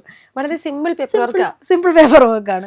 ഇപ്പൊ 2 പേന വിറ്റാലും 2 സാരി വിറ്റാലും 2 കപ്പ്, എന്ത് പ്രൊഡക്റ്റ് 2 വിറ്റാലും നമ്മളൊരു ഓൺട്രപ്രണർ ആയി. ബട്ട് ഒരു പ്രസ്ഥാനം വളർത്തുക എന്ന് പറയുന്നത് നമ്മൾ തന്നെ ഒത്തിരി അൺലേൺ ചെയ്യണം. നമ്മൾ ഇനീഷ്യൽ ഫേസിലുള്ള ഒരു ഇൻവോൾവ്മെൻറ്റും ഇപ്പോൾ എൻ്റെ ഇൻവോൾവ്മെൻറ്റ് നമ്മൾ ഒത്തിരി ഒരു വ്യത്യാസമുണ്ട്. എംപ്ലോയി മൈൻഡ് സെറ്റിൽ നിന്നും എംപ്ലോയർ മൈൻഡ് സെറ്റിലേക്ക് മാറാൻ പഠിക്കണം. അതൊരു വലിയ ഷിഫ്റ്റാണ്. നമ്മളൊരു എംപ്ലോയി ആയിട്ട് വർക്ക് ചെയ്യുമ്പം എനിക്ക് എൻ്റെ ഫീൽഡ് മാത്രം ഞാൻ നോക്കിയാൽ മതി. അന്ന് അവിടെ ക്ലീനിങ് നടന്നോ ഇല്ലയോ അത് ഹൗസ് കീപ്പിംഗ് സൂപ്പർവൈസറിൻ്റെ ജോലിയാണ്, അതെൻ്റെ ജോലിയേ അല്ല. എൻ്റെ ജോലി എന്താണ്? പേഷ്യനെ കാണുക, അന്നുള്ള ഫയലുകളിലെ OP കാണുക, IP പേഷ്യൻസിനെ കാണുക, എൻ്റെ പ്രൊസീജിയേഴ്സ് എന്തെങ്കിലും ഉണ്ടെങ്കിൽ അത് ചെയ്യുക, തീർക്കുക, വീട്ടിൽ പോവുക. അടുത്ത ഷിഫ്റ്റിലുള്ള ആൾക്കാണ് അടുത്ത ഉത്തരവാദിത്വം. പക്ഷെ ഒരു ഓൺട്രപ്രണർ മൈൻഡ് സെറ്റ് എന്ന് പറയുമ്പോഴത്തേക്ക് കയറി വരുമ്പോൾ ആദ്യം മിറ്റം അടിച്ചു വാരിയിട്ടുണ്ടോ, എല്ലാം നമ്മൾ നോക്കണം. ക്ലീൻ ആണോ, ലൈറ്റ് ഓൺ ആണോ, ഫാൻ ഓൺ ആണോ, എല്ലാം വെള്ളം ഉണ്ടോ. ചോദിക്കട്ടെ, ഈ ഡോക്ടർ അവിടുന്ന് നമ്മളൊരു വീട്ടിൽ പോയി സർവീസ് ചെയ്യുന്ന രീതിയിലേക്ക് വന്നു, അവിടുന്ന് ഒരു ഓൺട്രപ്രണറായി. അപ്പോൾ ഈ എംപ്ലോയി ടു ഓൺട്രപ്രണർ യാത്ര ഡോക്ടർക്ക് എങ്ങനെ ഇത്ര പെട്ടെന്ന് ഇത്ര ഈസി ആയിട്ട്? കാരണം ഞാൻ ഡോക്ടറെ അടുത്ത് സംസാരിച്ചപ്പോൾ ആ ഓൺട്രപ്രണർഷിപ്പിൻ്റെ എല്ലാ ഇഷ്ടങ്ങളും ഇപ്പോൾ ഉണ്ട്. എല്ലാം ലൈക്ക് ഒരു ബുക്ക് വായിക്കുന്നത് പോലെ, ഞാനൊരു ട്രെയിനിങ് സെഷൻ അറ്റൻഡ് ചെയ്യുന്ന പോലെയാണ് എനിക്കത് ഫീൽ ചെയ്തത്. ഡോക്ടറുടെ ആ ഷിഫ്റ്റ് എത്ര നാളും കൊണ്ടായിരുന്നു, എങ്ങനെയായിരുന്നു? ഇനീഷ്യലി ഒരു എംപ്ലോയി മൈൻഡ് സെറ്റിൽ വരുമ്പോഴത്തേക്ക് നമ്മൾ എല്ലാം ചെയ്യും. ബിക്കോസ് നമ്മുടെ ഫീലിംഗ് എന്താണ്? ഇതെല്ലാം എൻ്റെ ഉത്തരവാദിത്തമാണ്, ഞാനിത് ചെയ്തില്ലെങ്കിൽ വേറെ ആരും ചെയ്യാനില്ല. ഈ എംപ്ലോയി മൈൻഡ് സെറ്റ് നമ്മൾ ഓൺട്രപ്രണർഷിപ്പിലോട്ട് കൊണ്ടുവരുമ്പോൾ ഉള്ള പ്രോബ്ലം എന്ന് വെച്ചാൽ ഈ എൻറ്റയർ സിസ്റ്റം നമ്മളെ ഡിപ്പെൻഡൻ്റ് ആവും. എനിക്ക് 2022 ഞങ്ങളൊരു 25 ബെഡിൽ നിന്ന് വലിയൊരു ജമ്പ് 50 ബെഡിലോട്ട് നമ്മൾ മാറുന്നത്. അപ്പോൾ 2018 നമ്മൾ 10 ബെഡ് എന്നുള്ളത് 25 ബെഡിലേക്ക് വളർന്നു. 25 അത് കോവിഡിന്റെ സമയത്താണ് ഇതിന്റെ ഗ്രോത്ത് കണ്ടത്. കോവിഡിന്റെ സമയത്ത് ലിറ്ററലി എനിക്കൊരു ചെറിയ ഓഫീസ് ഉണ്ടായിരുന്നു. പേഷ്യൻസിന്റെ ഇൻഫ്ലോ കാരണം ഞാൻ ഈവൻ എൻ്റെ ഓഫീസ് സ്പേസ്, ഒരു സ്റ്റോറേജ് റൂം ഉണ്ട്, അവിടുന്ന് എല്ലാം ഞങ്ങൾ സാധനങ്ങൾ മാറ്റി പേഷ്യൻസിനെ അക്കോമഡേറ്റ് ചെയ്യാനായിട്ട് എല്ലാ റൂംസും ഞങ്ങൾ ഫില്ല് ചെയ്യേണ്ടി വന്നു. ആൻഡ് ഈ 25 ബെഡ്സ് ഫില്ലായി literally came to a place where നമുക്ക് ബെഡില്ല and patients are willing to come. And ആ ഒരു സിറ്റുവേഷനിലാണ് ഞാൻ ആക്ച്വലി ഓർത്ത് ഓക്കെ, ഇനി അടുത്ത ജമ്പ് 25 to 50 ബെഡ്സ് ആണ്. അതിന് അത്യാവശ്യം നല്ല ക്യാപിറ്റൽ വേണം. ഈ ക്യാപിറ്റൽ എനിക്ക് കുറച്ച് ഫണ്ട് എൻ്റെ കയ്യിൽ ഉണ്ടായിരുന്നത് വെച്ചിട്ട് ഇത് തികയത്തില്ല. അപ്പോഴാണ് ഞാൻ ബാങ്ക് അപ്രോച്ച് ചെയ്ത് കുറേ ബാങ്ക്സിൽ പോയി. എന്നിട്ട് ആരും എനിക്ക് ലോൺ തന്നില്ല. ബിക്കോസ് ഇതൊരു ഫൗണ്ടേഷനാണ്, ട്രസ്റ്റാണ്, ഒത്തിരി റൂൾസ് ഉണ്ട്, ട്രസ്റ്റിന് ആരും ലോൺ തരില്ല. അപ്പോൾ എൻ്റെ ബാങ്ക് മാനേജർ എന്നോട് പറഞ്ഞു, ഡോക്ടർ ഒരു പ്രൈവറ്റ് ലിമിറ്റഡ് കമ്പനി എന്തുകൊണ്ട് രജിസ്റ്റർ ചെയ്തുകൂടും. ഞാൻ പറഞ്ഞു, അയ്യോ എനിക്ക് ബിസിനസ്സായിട്ടൊന്നും ബന്ധമില്ല, ബിസിനസ്സുകാരെന്ന് പറയുമ്പോഴേ എനിക്ക് അതും ആവത്തില്ല. ബിസിനസ് എന്ന് പറയും, ഇതൊരു ബിസിനസ് അല്ല. ഞാൻ അങ്ങനെയായിരുന്നു പറഞ്ഞുകൊണ്ടിരുന്നത്. ഇതൊരു ബിസിനസ് അല്ല, ഇതൊരു സർവീസാണ്. അത് എന്നെ സംബന്ധിച്ചാണ് ഞാൻ ഇതിൽ നിന്ന് പ്രോഫിറ്റ് ഉണ്ടാക്കാൻ വേണ്ടി ഞാൻ ചെയ്യുന്ന ഒരു പരിപാടി അല്ലായിരുന്നു. അപ്പം ഞാൻ പറഞ്ഞു, ഇല്ലില്ല, എനിക്ക് അങ്ങനെ ബിസിനസ് രജിസ്റ്റർ ചെയ്യാൻ പറ്റും. ഇപ്പം ആ ബാങ്ക് മാനേജർ എന്നെ ഇരുത്തി പറഞ്ഞൊരു കാര്യം എന്ന് വെച്ചാൽ, ഡോക്ടർ ചെയ്യുന്ന ഒരു സർവീസാണ്, ഈ സർവീസിന് പേയ്മെൻറ്റ് തരാൻ ആൾക്കാർ വില്ലിങ് ആണ്. ഇന്നല്ലെങ്കിൽ നാളെ ഈ ഫീൽഡിലോട്ട് കോർപ്പറേറ്റ്സ് വരും. കോർപ്പറേറ്റ്സ് വരുമ്പോഴത്തേക്ക് ഡോക്ടറിൻ്റെ ഈ ഒരു ഇനീഷ്യേറ്റീവ്, ഈ ആശയത്തോടെ അല്ല അവരിത് നടത്താൻ പോകുന്നത്. So why don't you get into this as a business and run it like a proper business. You have done so far. അപ്പം ഡെഫിനറ്റ്ലി ഞാൻ ലോൺ തരാം. ഇപ്പം അന്ന് 2 years P&L സ്റ്റേറ്റ്മെൻറ്റ് കാണിക്കണം, ലോൺ കിട്ടും. Is forget that. ഞാൻ എൻ്റെ personal ഗ്യാരണ്ടീന് ഞാൻ ആ ലോൺ തരാം എന്ന് പറഞ്ഞു. അങ്ങനെയാണ് ഞാൻ പിന്നെ ഞാൻ ഹസ്ബൻഡിനോട് സംസാരിച്ചു, ചാർട്ടേഡ് അക്കൗണ്ടിനോട് സംസാരിച്ചു. അങ്ങനെയാണ് ഓക്കെ നമുക്ക് ഈ സ്റ്റെപ്പ് അങ്ങ് എടുക്കാം എന്നുള്ളൊരു തീരുമാനം വന്നത്. ആൻഡ് 2023 ഏപ്രിലിൽ എനിക്കൊരു ലെഗിൻ്റെ ഒരു ഇഞ്ചുറി വന്നു. എൻ്റെ ലെഫ്റ്റ് നീ ജോയിൻറ്റിൽ ഒരു മെനിസ്കൽ ടയർ. എന്നിട്ട് എൻ്റെ ഓർത്തോപെഡിഷൻ അത് MRI കണ്ടിട്ട് എന്നോട് പറഞ്ഞു, മാഡം grade 3 ടയറാണ്, 6 ആഴ്ച കിടക്കണം, അല്ലെങ്കിൽ ഒരു സർജറി വേണ്ടി വരും. സർജറി കഴിഞ്ഞാലുള്ള അവസ്ഥ അറിയാമല്ലോ. അപ്പം ഇതൊരു ഭയങ്കര ഡിഫിക്കൽട്ട് സിറ്റുവേഷനാണ്. നമ്മളോടാണ് 6 ആഴ്ച കിടക്കാൻ പറയുന്നത്. നമ്മളിങ്ങനെ രാപ്പകല് രാവിലെ ഓട്ടോ ആണ്, രാത്രിയിൽ കോള് വരും, ഏത് സമയത്തും കോളിലാണ്.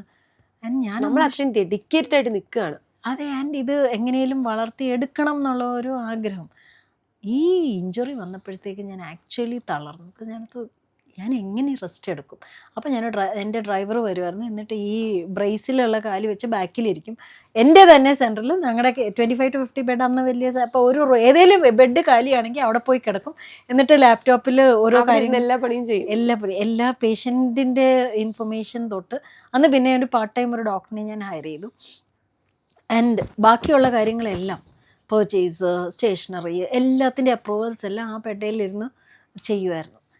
അതിൻ്റെ ഇടയിലാണ് ഞാൻ ഈ ബിസിനസ് കോച്ചിങ്ങിൻ്റെ ഒരു അഡ്വർടൈസ്മെൻറ്റ് എൻ്റെ ഒരു ഫ്രണ്ട് അയച്ചു തന്നത്. ക്വാണ്ടം ലീപ്പ്, രാജീവ് തൽറേജയുടെ ഒരു കോച്ചിങ് പ്രോഗ്രാം. അവിടെയാണ് ശരിക്കും പറഞ്ഞ ഒരു കോഴ്സ് അറ്റൻഡ് ചെയ്താണ് ഞാൻ ഷിഫ്റ്റ് വരുന്നത്. നമ്മൾ എന്താണ് ചെയ്യേണ്ടത്, നമ്മൾ എന്താണ് ചെയ്യാൻ പാടില്ലാത്തതെന്നുള്ള ഒരു തിരിച്ചറിവ് വന്നത് ആ ഒരു ടൈമിലാണ്. പലപ്പോഴും ഈ ഓൺട്രപ്രണേഴ്സിന് പറയുന്നൊരു കാര്യം, അവർ വളർന്ന സാഹചര്യത്തിൽ ഡോക്ടർ ആദ്യം അതിന് വാക്കുണ്ട്, അൺലൈൻ ചെയ്യാൻ പഠിക്കുക എന്ന്. ഈ അൺലൈൻ ചെയ്യാൻ പഠിക്കാത്തത് കൊണ്ടും ഡെലിഗേറ്റ് ചെയ്യാനുള്ള പേടി കൊണ്ടായിരിക്കും പലപ്പോഴും പലരും വളരാതിരിക്കുന്നത്. വളർച്ചയുടെ requirement is different from the initial growth phase. There are different stages. ഇപ്പോൾ ഇവർ ഈ കോച്ചിങ്ങിൽ പറയുന്നൊരു കാര്യം എന്ന് വെച്ചാൽ, ഇനീഷ്യൽ സ്റ്റേജിൽ നമ്മൾ സെയിൽസ്, മാർക്കറ്റിംഗ്, എങ്ങനെയും കസ്റ്റമേഴ്സിനെ നമ്മൾ ഫോക്കസ് ചെയ്യണം. പക്ഷേ നമ്മളൊരു സ്റ്റെബിലിറ്റി എത്തിക്കഴിഞ്ഞിട്ട് പിന്നെ നമ്മൾ ഓപ്പറേഷൻസിലാണ് നമ്മൾ ഫോക്കസ് ചെയ്യേണ്ടത്. പിന്നെ നമ്മളൊരു സർവൈവൽ സ്റ്റേജിൽ നിന്ന് നമ്മൾ മാറി. നമ്മളിപ്പോൾ ഒരു സ്റ്റേബിൾ ബിസിനസ് ചെയ്യുന്ന സ്കെയിലിലോട്ട് പോകണമെങ്കിൽ ഡെലിഗേഷനും ഈ അൺലേണിങ് ഇല്ലാതെ നമുക്ക് സ്കെയിലിലോട്ട് ഒരിക്കലും എത്താൻ പറ്റില്ല. So the skill sets which നമ്മളെ ഒരു ലെവൽ വരെ എത്തിച്ച സ്കിൽ സെറ്റ്സ് ഉണ്ടല്ലോ, അത് അടുത്ത ലെവലിലോട്ട് അതിന് ഒരു പ്രയോജനമില്ല. അത് ആക്ച്വലി നമ്മുടെ ലിമിറ്റിംഗ് ഫാക്ടറാണ്. ആ ഒരു ഇതുവരെ വളർന്നത് എന്തുകൊണ്ട് ഞാൻ എല്ലാത്തിലും കൈയിട്ടുണ്ട്. പക്ഷേ അടുത്ത ലെവലിലോട്ട് ഞാൻ എല്ലാത്തിലും കൈയിടാൻ പോയാൽ കമ്പനി വളരില്ല. നമ്മൾ ആ ഒരു സ്റ്റേജിൽ നമ്മളെക്കാട്ടിലും ബെറ്റർ ആയിട്ടുള്ള ആൾക്കാരെ ഓരോ ഫീൽഡ്, ഇപ്പോൾ എനിക്ക് P&L എന്താണ്, ബാലൻസ് ഷീറ്റ് എന്താണെന്ന് പോലും തിരിച്ചറിയാൻ വയ്യാത്ത വ്യക്തിയാണ് ആദ്യത്തെ 4 വർഷം അക്കൗണ്ട്സ് മാനേജ് ചെയ്തത്. സോ ബിക്കോസ് നമ്മൾ അന്നേരം ഒരു പാർട്ട് ടൈം ഒരു അക്കൗണ്ടന്റിനെ വെച്ചിട്ട് ഫയൽ ചെയ്യാൻ വേണ്ടി മാത്രം, അല്ലാതെ എന്താണെന്ന് പോലും എനിക്കറിയത്തില്ലായിരുന്നു. ബട്ട് ഇനിയും നമ്മൾ അങ്ങോട്ട് പോകുമ്പോഴത്തേക്ക് ഓരോ ഡിപ്പാർട്ട്മെൻറ്റിലും അതിനകത്ത് എക്സ്പേർട്സ് ആയിട്ടുള്ളവരെ നമ്മൾ ഹയർ ചെയ്യുക. അപ്പം അതാണ് നമ്മുടെ ജോലി. റൈറ്റ് പേഴ്സൺ റൈറ്റ് റോളിൽ ഉണ്ടെങ്കിലേ റൈറ്റ് റിസൾട്ട് കിട്ടുകയുള്ളൂ. ഈ റൈറ്റ് പേഴ്സണെ ചൂസ് ചെയ്യാൻ പഠിക്കുക എന്നുള്ളതാണ് ഒരു ഓൺട്രപ്രണറുടെ ഏറ്റവും വലിയ ടാലൻറ്റ്. അത് നമ്മൾ പലപ്പോഴും പല അബദ്ധങ്ങൾ ചെയ്തിട്ടാണ് പഠിക്കുന്നത്. ഇഷ്ടം പോലെ ഹയറിങ് മിസ്റ്റേക്സ്. ബിക്കോസ് നമ്മൾ വിചാരിക്കുന്ന എന്താണ്, നമ്മൾ വർക്ക് ചെയ്യുന്ന പോലെ ആയിരിക്കും എല്ലാവരും വർക്ക് ചെയ്യുന്നത്. നമ്മൾ കാണിക്കുന്ന സിൻസിയറിറ്റി ആയിരിക്കും എല്ലാവരും കാണിക്കുന്നത്. ആൻഡ് ഒരാളുടെ പെർഫോമൻസ് പുവറാണെങ്കിൽ നമുക്ക് ആദ്യമൊക്കെ അവർ പറയാനൊരു മടി, അവർ ഒരു തവണ നമ്മളെ റിപ്പോർട്ട് ചോദിക്കും, പിന്നെ അവർ തന്നില്ലെങ്കിൽ പോട്ടെ. ബട്ട് അതൊരു പെർഫോമൻസിലുള്ള ഒരു പ്രോബ്ലം ആണെന്ന് നമ്മൾ ഐഡൻറ്റിഫൈ ചെയ്യുന്നില്ല. സോ അങ്ങനെയൊക്കെയുള്ളൊരു കാര്യങ്ങൾ ആൾക്കാരെ മാനേജ് ചെയ്യാനുള്ളൊരു സ്കിൽ സെറ്റ് നമ്മൾ ഡെവലപ്പ് ചെയ്തെടുക്കണം. എങ്ങനെയാണ് ഒരാളുടെ ഒരു റോൾ എന്താണ്, അതിൽ അവർ പെർഫോം ചെയ്യുന്നുണ്ടോ എന്നുള്ള ഇവാലുവേഷൻ വേണമല്ലോ. അല്ലാതെ ജസ്റ്റ് ഒരാളെ ഹയർ ചെയ്തിട്ട് അവർ ചെയ്തോളും എന്ന് വിചാരിക്കുന്നതും ഒരു പ്രോബ്ലമാണ്. നമ്മുടെ കയ്യിൽ ഒരു റിപ്പോർട്ട് വേണം. അവരെന്താണ് ചെയ്യുന്നത്, അവരറിയണം അവരുടെ റോൾ എന്താണെന്ന്. അവർ നല്ലതായിട്ട് പെർഫോം ചെയ്യുകയാണോ അല്ലയോ എന്നുള്ളത് ഒരു ഫീഡ്ബാക്ക് നമ്മൾ അവർക്ക് കൊടുക്കണം. ഇന്ന പാരാമീറ്റേഴ്സിലാണ് നമ്മൾ ഇവാലുവേറ്റ് ചെയ്യുന്നതും. This you are doing well, this you can improve, ഇത് യു ക്യാൻ ഡു ബെറ്റർ എന്ന് നമ്മളൊരു ഫീഡ്ബാക്ക് നമുക്ക് കൊടുക്കണം. നമ്മളത് പഠിക്കണ്ടേ? തീർച്ചയായിട്ടും നമ്മൾ ഒത്തിരി കാര്യങ്ങൾ പഠിക്കാനുണ്ട്. ഓൺട്രപ്രണർഷിപ്പിൽ എന്നും നമ്മൾ പഠിച്ചുകൊണ്ടിരിക്കണം. ബിക്കോസ് കസ്റ്റമർ എന്നും മാറിക്കൊണ്ടിരിക്കുകയാണ്. അവരുടെ മൈൻഡ് സെറ്റ് മാറുകയാണ്, ബിഹേവിയർ മാറുകയാണ്. അതനുസരിച്ചിട്ട് മാറാൻ പഠിക്കണം. നമ്മളത് മാറിയില്ലെങ്കിൽ നമ്മൾ ആ ഗ്രോത്ത് നമുക്ക് ഒരിക്കലും എക്സ്പീരിയൻസ് ചെയ്യാൻ പറ്റത്തില്ല എന്നാണ് എനിക്കറിയത്തില്ല. ഞാനൊരു സക്സസ്ഫുൾ എന്റർപ്രണർ ആണെന്ന് എനിക്ക് തോന്നുന്നില്ല. ബട്ട് ഐ ഫീൽ ദാറ്റ് നമ്മൾ growth is the indicator of our success. നമ്മുടെ ഒരു ഗ്രോത്ത് ഇപ്പോൾ okay we have grown from 10 beds to 150, but can we grow from 150 to 500? അവിടെയാണ് നമ്മുടെ ഒരു ഗ്രോത്ത് വരുന്നത്. ഇപ്പം ഞങ്ങൾ എറണാകുളത്ത് മാത്രമേ ഉള്ളൂ. ഇപ്പോൾ ട്രിവാൻഡ്രത്ത് ഒരു സെൻറ്റർ ഇട്ടാൽ ഇതേ സക്സസ് നമുക്ക് ട്രിവാൻഡ്രത്ത് കിട്ടുമോ? ഇതൊക്കെയാണ് സക്സസ് അല്ലെ ഗ്രോത്തിൻ്റെ ഒരു ക്വസ്റ്റ്യൻസ്. ഇത് നമ്മൾ ചെയ്യാതെ നമുക്ക് അറിയാനും പറ്റില്ല. ആൻഡ് ഓൺട്രപ്രണർഷിപ്പിൽ ഒരിക്കലും ഒരു ഷുവർ ഷോട്ട് ഇത് ചെയ്താൽ ഇത് റിസൾട്ട് വരും എന്നൊന്നും നമുക്കൊരു വി കനോട്ട് പ്രെഡിക്റ്റ്. ഇപ്പോൾ എറണാകുളത്തുള്ള സക്സസ് ട്രിവാൻഡ്രത്ത് വരുമോ എന്നുള്ളത് ചെയ്താലല്ലേ അറിയുള്ളൂ. തീർച്ചയായിട്ടും. അപ്പോൾ അവിടെയാണ് ആസ് എൻ ഓൺട്രപ്രണർ ഒരു കറേജ് വേണം. ആ ഒരു എക്സ്പെരിമെൻറ്റ് ചെയ്യാനായിട്ടുള്ള ഒരു കറേജ് വേണം. സ്കെയിലപ്പ് ചെയ്യാന്ന് പറയുന്നത് വലിയൊരു കുഴിയിലേക്ക് ചാടുന്ന പോലെയാണ്. അതെ അതെ അതെ. ആൻഡ് അതൊരു കാൽക്കുലേറ്റഡ് റിസ്ക് ആയിരിക്കണം. ബിക്കോസ് പല ഓർഗനൈസേഷൻസും സ്കെയിൽ ചെയ്യുന്ന ഫേസിലാണ് അവർ പൂട്ടിപ്പോയത്. ആൻഡ് ചില ഓർഗനൈസേഷൻസ് ഇപ്പോൾ ഫോർ എക്സാമ്പിൾ ഞാനൊരു വലിയൊരു എക്സാമ്പിളാണ് വി-ഗാർഡ്. ഇപ്പോൾ ഒരു 30 വർഷം മുമ്പ് സ്റ്റെബിലൈസറിന് അറിയപ്പെട്ട ഒരു കമ്പനിയാണ്. പക്ഷേ ഇപ്പോൾ അന്ന് ഫ്രിഡ്ജിനൊരു സ്റ്റെബിലൈസർ, ടി വിക്ക് ഒരു സ്റ്റെബിലൈസർ, എ സിക്ക് ഒരു സ്റ്റെബിലൈസർ, വാഷിംഗ് മെഷീൻ ഒരു സ്റ്റെബിലൈസർ, എല്ലാ വീട്ടിലും 4 സ്റ്റെബിലൈസർ മിനിമം എല്ലാത്തിനും കാണും. ഇപ്പോൾ ഏത് വീട്ടിലാണ് സ്റ്റെബിലൈസർ ഉള്ളത്? പക്ഷേ വി-ഗാർഡ് എന്നുള്ളൊരു കമ്പനി ഇപ്പോഴും ഉണ്ട്. എന്തുകൊണ്ടാണ്? റേഞ്ച് മാറ്റി അവർ കസ്റ്റമർ ഫീഡ്ബാക്ക് വെച്ചിട്ട് ഇപ്പോൾ എൻ്റെ വീട്ടിൽ മിക്സി വി-ഗാർഡിൻ്റെയാണ്, ഫാൻ വി-ഗാർഡിൻ്റെയാണ്, വയറിങ് വി-ഗാർഡിൻ്റെയാണ്. So that is a entrepreneur. He has not held on to his product. He has changed with the times. So in senior care also, ഇപ്പം ഞാൻ സീനിയർ കെയറിൽ ഞാൻ കണ്ടുവരുന്നത് എന്ന് വെച്ചാൽ ഒരു ചേഞ്ചിങ് കസ്റ്റമർ ബേസ് ആണ്. ഇന്ന് 80 വയസ്സുള്ള ഒരു വ്യക്തി എന്ന് പറയുമ്പോഴത്തേക്ക് അവർ ജനിച്ച് വളർന്ന സാഹചര്യങ്ങൾ വേറെയാണ്. നാളെ 80 വയസ്സ് നമ്മളെല്ലാവരും ആ കാറ്റഗറിയിലോട്ടാണ് എത്തുന്നത്. അപ്പം അന്ന് വരുന്ന കസ്റ്റമറിൻ്റെ demands will be very different. നമ്മളത് പഠിക്കാനും അതനുസരിച്ച് ഇവോൾവ് ചെയ്യാൻ പറ്റുമെങ്കിലേ നമ്മൾ നാളെ ഉണ്ടാവുള്ളൂ. ഓക്കെ ഡോക്ടർ, ഇപ്പോൾ ഈ പേഷ്യൻസിനെ അല്ലെങ്കിൽ ഞാൻ പേഷ്യൻസ് റെസിഡൻസ് അതെ ഇവരെ കൊണ്ടുവന്ന് വിടുമ്പോൾ ഇതൊരു സ്റ്റിഗ്മയാണ് നമ്മുടെ സമൂഹത്തിൽ. ഇവരെ കൊണ്ടുവന്ന് വിടുക അല്ലെങ്കിൽ ഇവരെ വൃദ്ധസദനത്തിലാക്കി എന്ന് പറയുക, മക്കൾ നോക്കാൻ ഇല്ലാത്തവരാണ് ഇങ്ങനത്തെ അസൈലം പോലുള്ള സ്ഥലങ്ങളിൽ പോകുന്നതെന്ന് പറയുന്നത് ഒരു സ്റ്റിഗ്മയാണ് നമ്മുടെ സമൂഹത്തിൽ. ഇത് നമ്മൾ ഈ പേഷ്യൻസിനെ നമ്മൾ ഈ വരുന്ന ആളുകളുടെ പേരൻസിനെ ആയിരിക്കും, ഈ വരുന്നവരെ ആയിരിക്കില്ല, ഇവരുടെ മക്കളെ ആയിരിക്കും പലപ്പോഴും കുറ്റം പറയുന്നത്. പക്ഷെ ഡോക്ടർ ഏറ്റവും കൂടുതൽ കാണുന്നത് ഈ വരുന്ന ആളുകളെയാണ്. അവരുടെ വീട് ഉപേക്ഷിച്ച്, അവരുടെ നാട് ഉപേക്ഷിച്ച്, അവരുടെ മക്കളെയും കൊച്ചുമക്കളെയും ഉപേക്ഷിച്ച് ഡോക്ടറുടെ അടുത്തേക്ക് അവരൊരു പുതിയ സങ്കേതം തേടി വരികയാണ്. അവരുടെ മൈൻഡ് സെറ്റ് എങ്ങനെയാണ്? എൻ്റെ പിള്ളേർ, ഇപ്പം എൻ്റെ മൂത്ത മോൾ ഈസ് അബൌട്ട് 21 years old. ഈ മോക്ക് 2 വയസ്സായപ്പോഴത്തേക്ക് അന്നത്തെ സമയത്ത് ഡേ കെയറിൽ വിടുന്ന ഒരു സ്റ്റിഗ്മയായിരുന്നു. ഇപ്പം അത് ബ്രാൻഡായി, ഇപ്പം ഫാഷനബിളാണ്. ഏത് ഡേ കെയറിലാണ് നമ്മൾ വിടുന്നത്. സോ ഇപ്പോൾ വരുന്ന ആൾക്കാർ, ഇൻഫാക്ട് റീസെൻ്റ്ലി എനിക്കൊരു ലേഡി വന്നിരുന്നു. ആക്ച്വലി ഒരു ബ്രദറും ഒരു സിസ്റ്ററും, ഇവർ 3 മക്കളാണ്. അമ്മയ്ക്ക് ഡിമെൻഷ്യ എന്ന് പറയുമ്പോഴത്തേക്ക് ഓർമ്മ നശിക്കുകയാണ്. ഓർമ്മ നഷ്ടപ്പെട്ട ഒരു അവസ്ഥ. അവരുടെ പേര് പോലും അവർക്ക് ഓർക്കാൻ പറ്റില്ല, അറിഞ്ഞുകൂടാ. നമ്മളെ മകളാണോ മകനാണോ ആരാണ് നമ്മളെന്നും പോലും അവർക്ക് ആ ഒരു മെമ്മറി ഒന്നുമില്ല. ആൻഡ് ഈ അമ്മ ഡ്രസ്സൊക്കെ ഊരി അവിടെയൊക്കെ നടക്കുകയും പിന്നെ ഭക്ഷണം കഴിക്കാനുള്ള ബുദ്ധിമുട്ട്, യൂറിനിലാണെങ്കിലും പലയിടത്തുമായിട്ട് യൂറിൻ പാസ് ചെയ്യും. വീട്ടിനുള്ളിൽ പല പല സെർവൻസിനെയും മെയ്ഡ്സിനെയും ഹോം നഴ്സസിനെയും എല്ലാവരും നിർത്തി നോക്കി. എന്നിട്ട് ലാസ്റ്റ് അവർ ശരിക്കും ഫെഡപ്പായിട്ടാണ് ഞങ്ങളുടെ ഈ സ്ഥാപനത്തിൻ്റെ ഒരു വീഡിയോ കണ്ടിട്ടാണ് അവർ വരുന്നത്. അവർ പറഞ്ഞൊരു കാര്യം, എനിക്ക് അമ്മേനെ എങ്ങും ആക്കാൻ താല്പര്യമില്ല, ബട്ട് വീട്ടിനുള്ളിൽ ഷീ ഈസ് നോട്ട് സേഫ്. വീട്ടിനുള്ളിൽ തന്നെ ഷീ ഈസ് പലപ്പോഴും വീഴാൻ തുടങ്ങി. ഇപ്പോൾ സ്റ്റെപ്പൊന്നും കാണുന്നില്ല, അപ്പോൾ അങ്ങനെ വീഴാൻ തുടങ്ങി. ഡേഞ്ചറസ് ആയ സിറ്റുവേഷനിലാണ് കൊണ്ടാക്കിയത്. പക്ഷേ അവർ പറഞ്ഞൊരു കാര്യം, ഞാൻ ഇവിടെ കൊണ്ടാക്കിയതിന് ശേഷം എൻ്റെ സിസ്റ്റർ, എൻ്റെ ബ്രദർ, എൻ്റെ എല്ലാ റിലേറ്റീവ്സും എന്നെയായിട്ട് കട്ട് ഓഫ് ചെയ്തു. അവർ വിളിക്കത്തില്ല, കോൾ അറ്റൻഡ് ചെയ്യത്തില്ല, ഒരു സപ്പോർട്ടും ഇല്ല. ഇത്രയും ഒരു ഡിഫിക്കൽട്ട് സിറ്റുവേഷനിൽ ഒന്ന് അമ്മയുടെ പ്രഷർ, അത് ഈ വീട്ടുകാരെല്ലാവരും കൂടെ ഇങ്ങനെ ഒരു ഐസൊലേഷൻ പോലെ ആയപ്പോഴത്തേക്ക് പുള്ളിക്കാരി മാനസികമായിട്ട് അങ്ങ് തളർന്നു.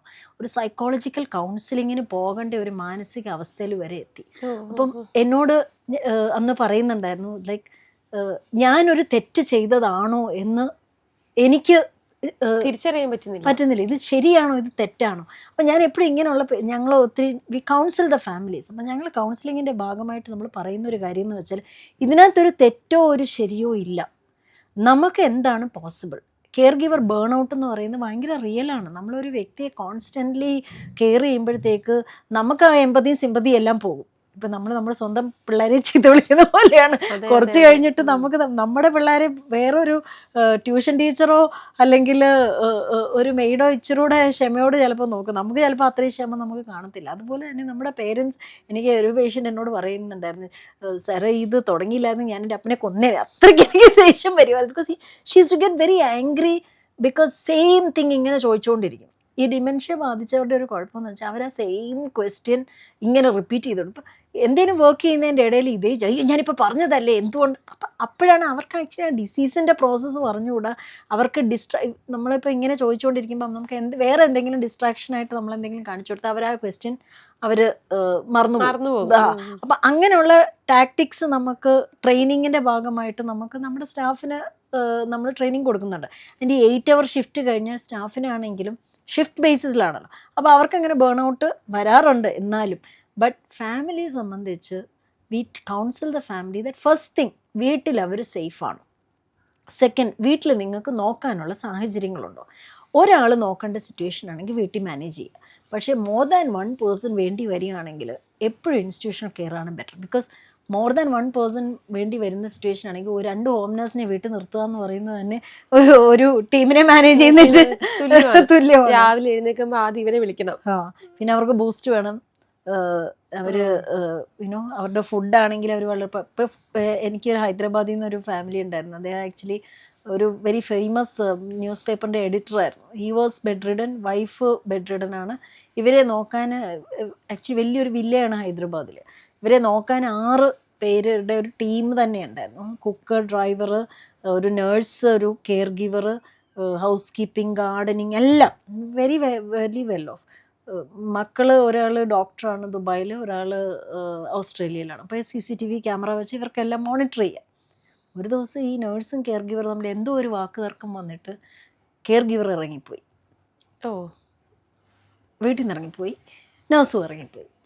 ആൻഡ് ഇവർക്ക് പിന്നീട് മക്കളെ എത്തി വരുമ്പോഴത്തേക്കൊരു ടൈം എടുക്കുമല്ലോ, പിന്നെ ആര് കെയർ കൊടുക്കും?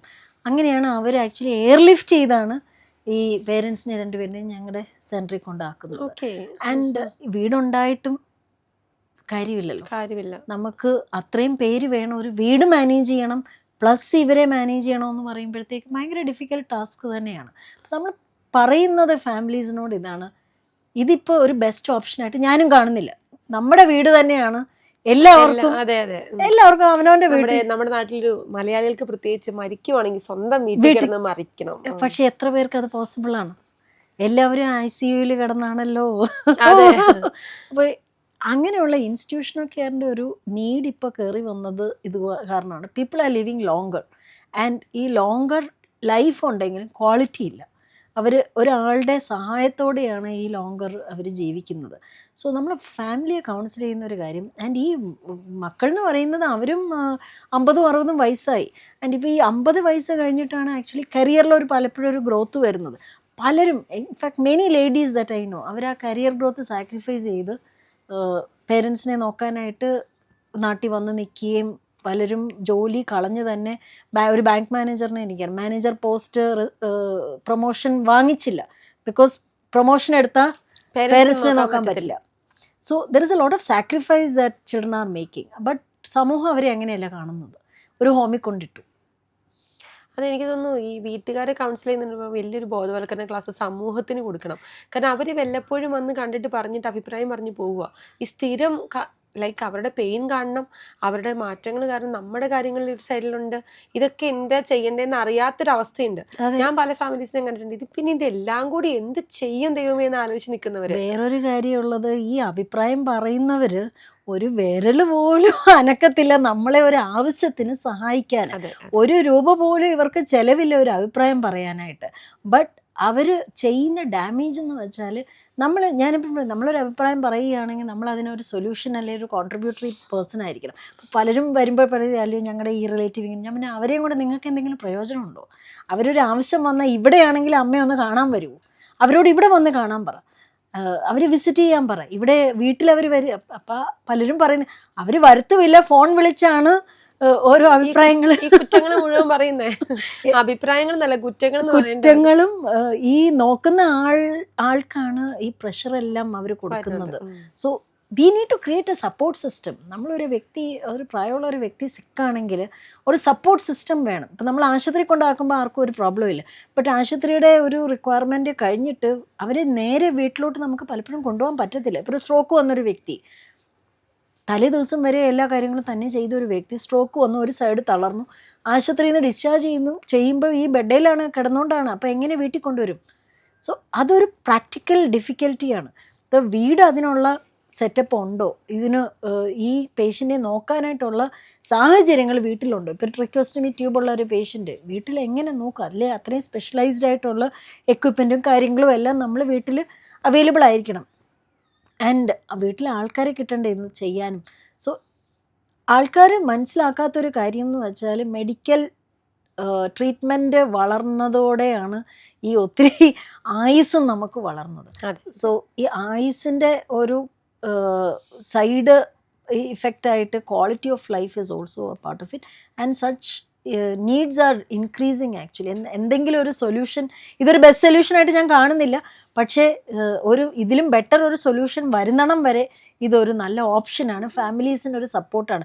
ഒരു ഭാര്യമാരുണ്ട്. I have a patient, his wife actually ഒരു 3 മാസം കൂടുമ്പോൾ ഒരു 10 days ഹസ്ബൻഡിൻ്റെ കംപ്ലീറ്റ് ഡിമെൻഷ്യയാണ്. അപ്പം കൊണ്ടാക്കും 10 days. അപ്പം മക്കൾ പറയുന്നത് മമ്മിക്ക് ഒരു ബ്രേക്ക് 10 ദിവസമെങ്കിലും ഒന്ന് ബ്രേക്ക്, ഫുള്ളി ഇവിടെ ആക്കാൻ താല്പര്യമില്ല. അപ്പോൾ ആ 10 ദിവസം ഒരു ബ്രേക്കിന് വേണ്ടി മമ്മി ഒന്ന് റിലാക്സ്. ബിക്കോസ് ഒരു സ്റ്റേജ് കഴിഞ്ഞാൽ ഇവർ ശരിക്കും ഫെഡപ്പ് ആകും.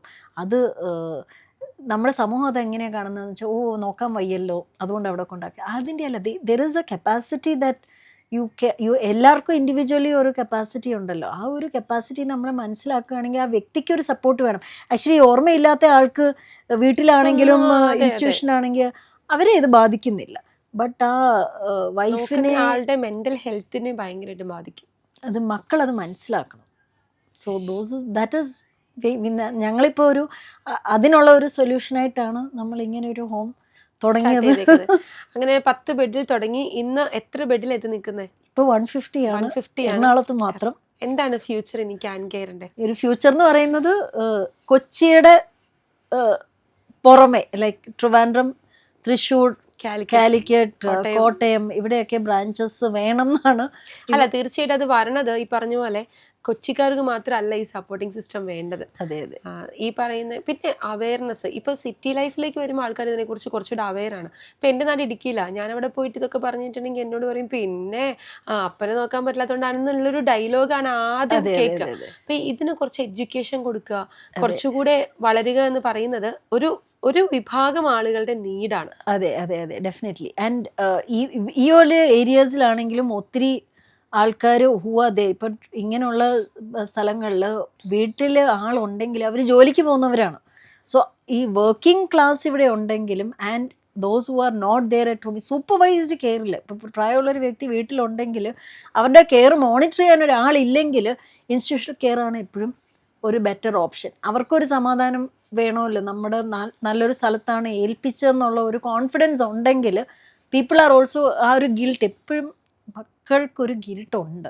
എങ്ങനെയൊക്കെ പോയാലും നമ്മുടെ ഒരു സൊസൈറ്റിയിൽ പേരൻസിനെ നോക്കണം എന്നുള്ളത് നമ്മുടെ ഒരു കൾച്ചറൽ പാർട്ടാണ്. അത് നമ്മുടെ ഉത്തരവാദിത്വമാണ്. ലീഗലി മെയിൻ്റനൻസ് ആക്ട് പ്രകാരം നമ്മുടെ ഒരു ഉത്തരവാദിത്വം കൂടിയാണ്.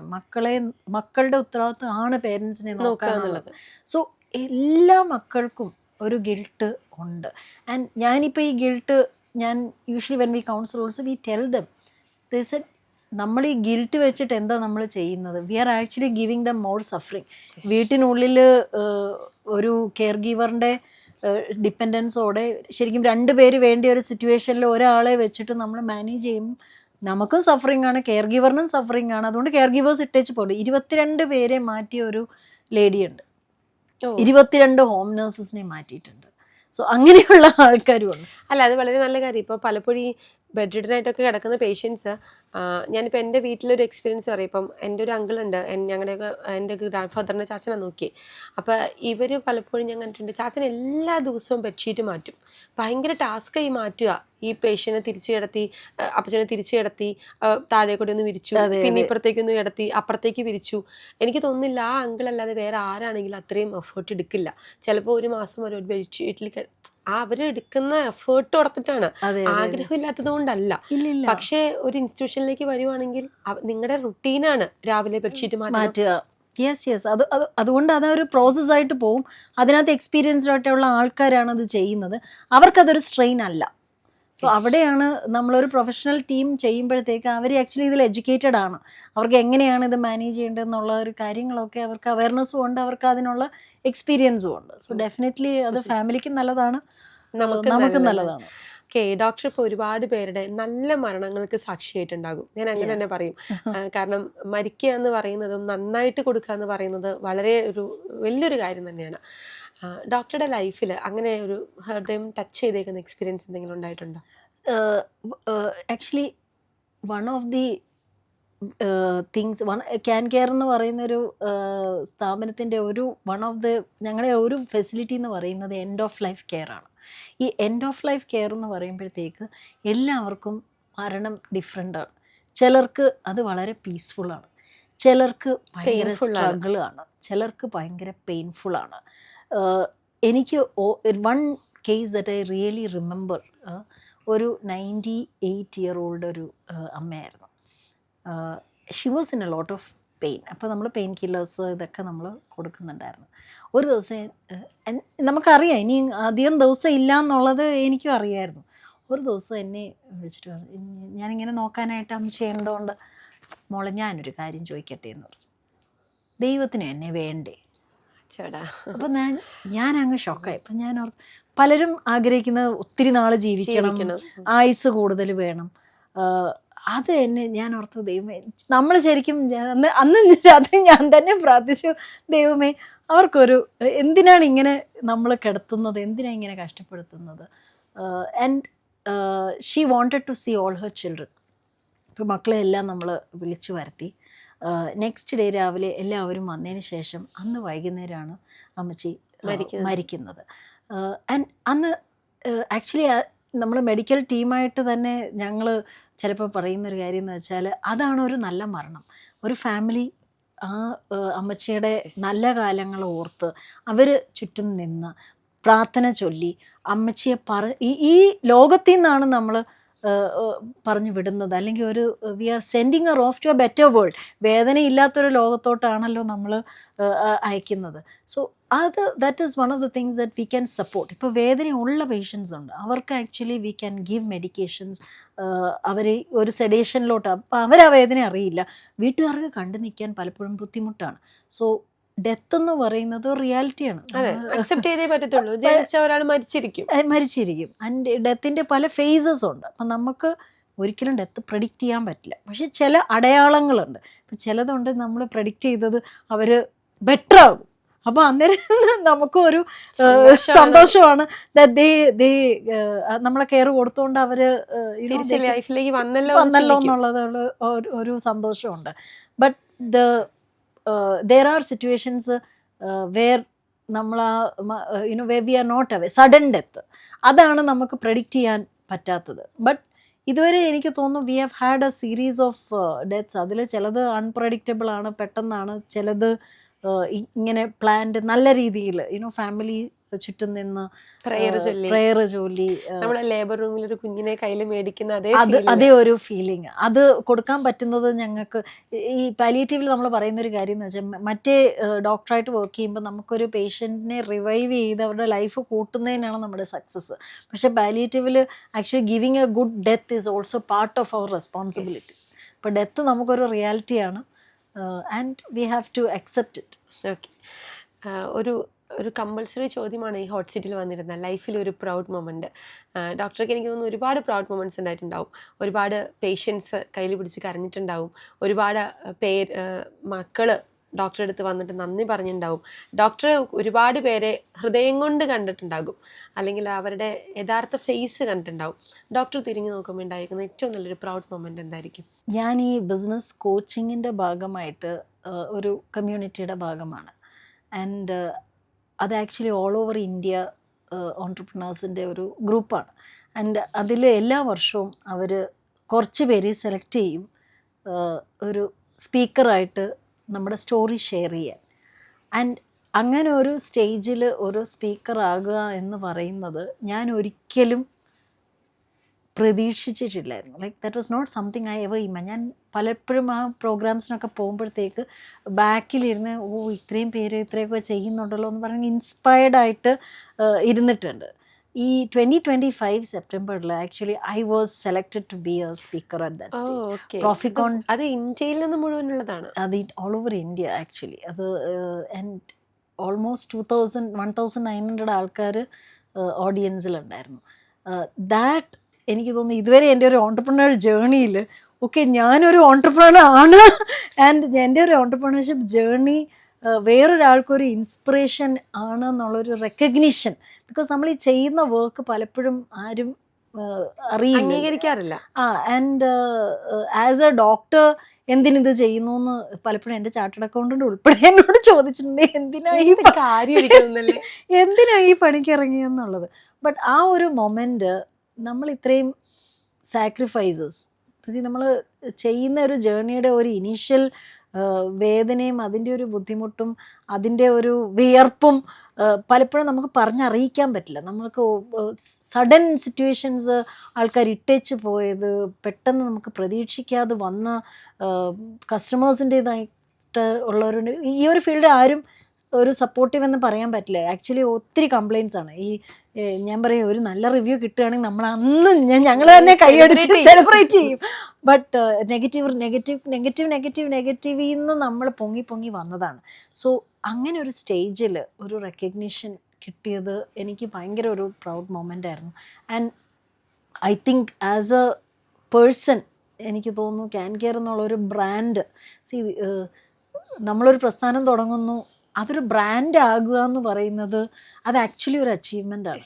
അപ്പോൾ ഇന്നലെ ഞാൻ ഒരു ചെറിയൊരു മീറ്റിങ്ങിന് മാരിയറ്റിൽ പോയപ്പോഴത്തേക്ക്, ഏത് മീറ്റിങ്ങിന് ഇപ്പോൾ പോയാലും പലരും എൻ്റെ അടുത്ത് വന്ന് ക്യാൻ കെയറിലെ ഡോക്ടറല്ലേ, ഞങ്ങളുടെ ഗ്രാൻഡ് പേരൻസ് അവിടെ ഉണ്ട്, എല്ലാവരും പേരൻസ് അവിടെ ഉണ്ട്. അപ്പോൾ ഇന്നലെ ഞാനൊരു ചെറിയൊരു മീറ്റിംഗ് ആയിരുന്നു. അപ്പം നമ്മളത് എക്സ്പെക്റ്റ് ചെയ്യുന്നില്ല. ഒരാൾ വന്നിട്ട് പറഞ്ഞു, ഞങ്ങളുടെ ബോസിൻ്റെ വൈഫിൻ്റെ മദർ ഒരു സ്ഥാപനത്തിലാണ്. ഞാൻ പറഞ്ഞു, എവിടെയാണ് സ്ഥാപനം?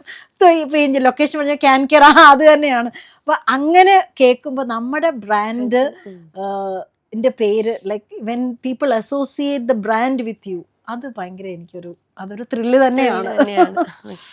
ഒരു ഫൈനൽ ചോദ്യയുടെ, കാരണം ഡോക്ടർ ഒരു പറഞ്ഞാൽ MBBS കഴിഞ്ഞ് MD കഴിഞ്ഞൊരു ഡോക്ടറാണ്.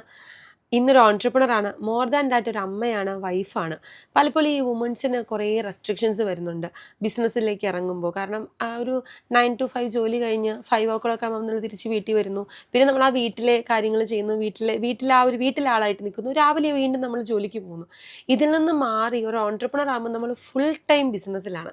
അപ്പം നമ്മൾ പലപ്പോഴും വീട് എന്ന് പറയുന്ന ആസ്പെക്റ്റിലേക്ക് വരുമ്പോൾ നമ്മുടെ റോളുകൾ പലപ്പോഴും മാറുന്നുണ്ട്.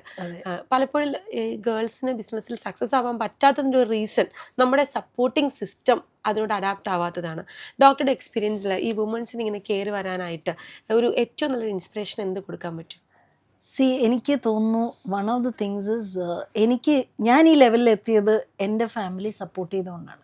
അപ്പോൾ എൻ്റെ ഹസ്ബൻഡിൻ്റെ സപ്പോർട്ടില്ലാതെ എനിക്ക് ഇവിടം വരെ എത്താൻ പറ്റില്ല. ബട്ട് നമ്മളൊരു ലെവലിൽ കയറി വരുമ്പോഴത്തേക്ക് നമ്മുടെ കാഴ്ചപ്പാടും നമ്മുടെ ആറ്റിറ്റ്യൂഡും നമ്മുടെ ബിഹേവിയറും മാറിത്തുടങ്ങും. അപ്പം ഞാൻ ഈയിടെ എൻ്റെ ഹസ്ബൻഡ് എന്നോട് പറഞ്ഞൊരു കാര്യം എന്ന് വെച്ചാൽ, എനിക്ക് വീട്ടിലൊരു ഭാര്യ വേണം. മാനേജിങ് ഡയറക്ടർ അവിടെ ഇരിക്കട്ടെ, വീട്ടിനുള്ളിൽ എനിക്കൊരു ഭാര്യ വേണം. അപ്പോഴാണ് ഞാൻ ആക്ച്വലി അത് ചിന്തിച്ച് തുടങ്ങിയത്. ആക്ച്വലി ഞാൻ മാറിയിട്ടുണ്ട്. ഞാനൊരു കഴിഞ്ഞ 5 വർഷം മുമ്പുള്ള വ്യക്തിയല്ല ഞാനിപ്പം കുറച്ചുകൂടെ ഒരു കമാൻഡിങ് റോളിലാണ്. ഞാൻ കുറച്ചുകൂടെ ഡിമാൻഡിങ് ആണ്. ഞാൻ കുറച്ചുകൂടെ ഇംപേഷ്യൻ്റ് ആണ്. ഞാൻ വിചാരിക്കുന്ന കാര്യങ്ങൾ എനിക്ക് ആ വിചാരിക്കുന്ന സമയത്ത് എനിക്ക് നമ്മളൊരു ബോസായി ബോസിയുമായി അതാണ് അതിൻ്റെ ഒരു ആക്ച്വൽ റിയാലിറ്റി. അതാണ്. ബട്ട് നമ്മൾ മാറിയത് നമ്മൾ പലപ്പോഴും അവെയർ അല്ല. നമ്മുടെ ഈ ഒരു മാറ്റം V R unaware of how bossy we have become. അപ്പോൾ വീട്ടിനുള്ളിൽ ദേ won't A mother, they won't A wife, they won't A daughter in law or A daughter.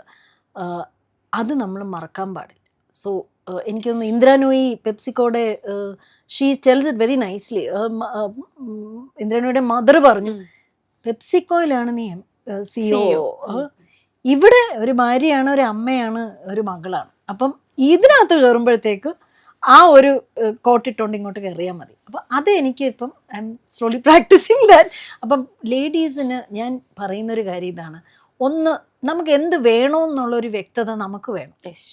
അപ്പം നമ്മൾ എല്ലാവരെയും ബ്ലെയിം ചെയ്യും. എൻ്റെ ഹസ്ബൻഡ് അലൗ ചെയ്യുന്നില്ല, എൻ്റെ വീട്ടുകാരെ അലൗ ചെയ്യുന്നില്ല, എൻ്റെ നാട്ടുകാരെ അലൗ ചെയ്യുന്നില്ല.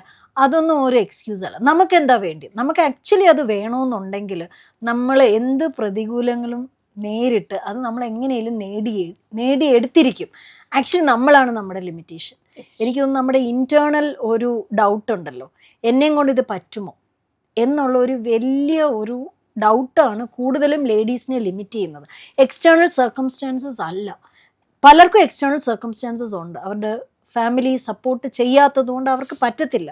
ബട്ട് അവർക്ക് എന്ത് വേണമെന്നുള്ളതൊരു വ്യക്തത അവർക്ക് തന്നെ വേണം. ആൻഡ് പലപ്പോഴും ഈ ഫാമിലിയുടെ സപ്പോർട്ട് കിട്ടണമെങ്കിൽ നമ്മൾ ഒരു ഇനീഷ്യേറ്റീവ് നമ്മുടെ ഭാഗത്തുനിന്ന് വേണം.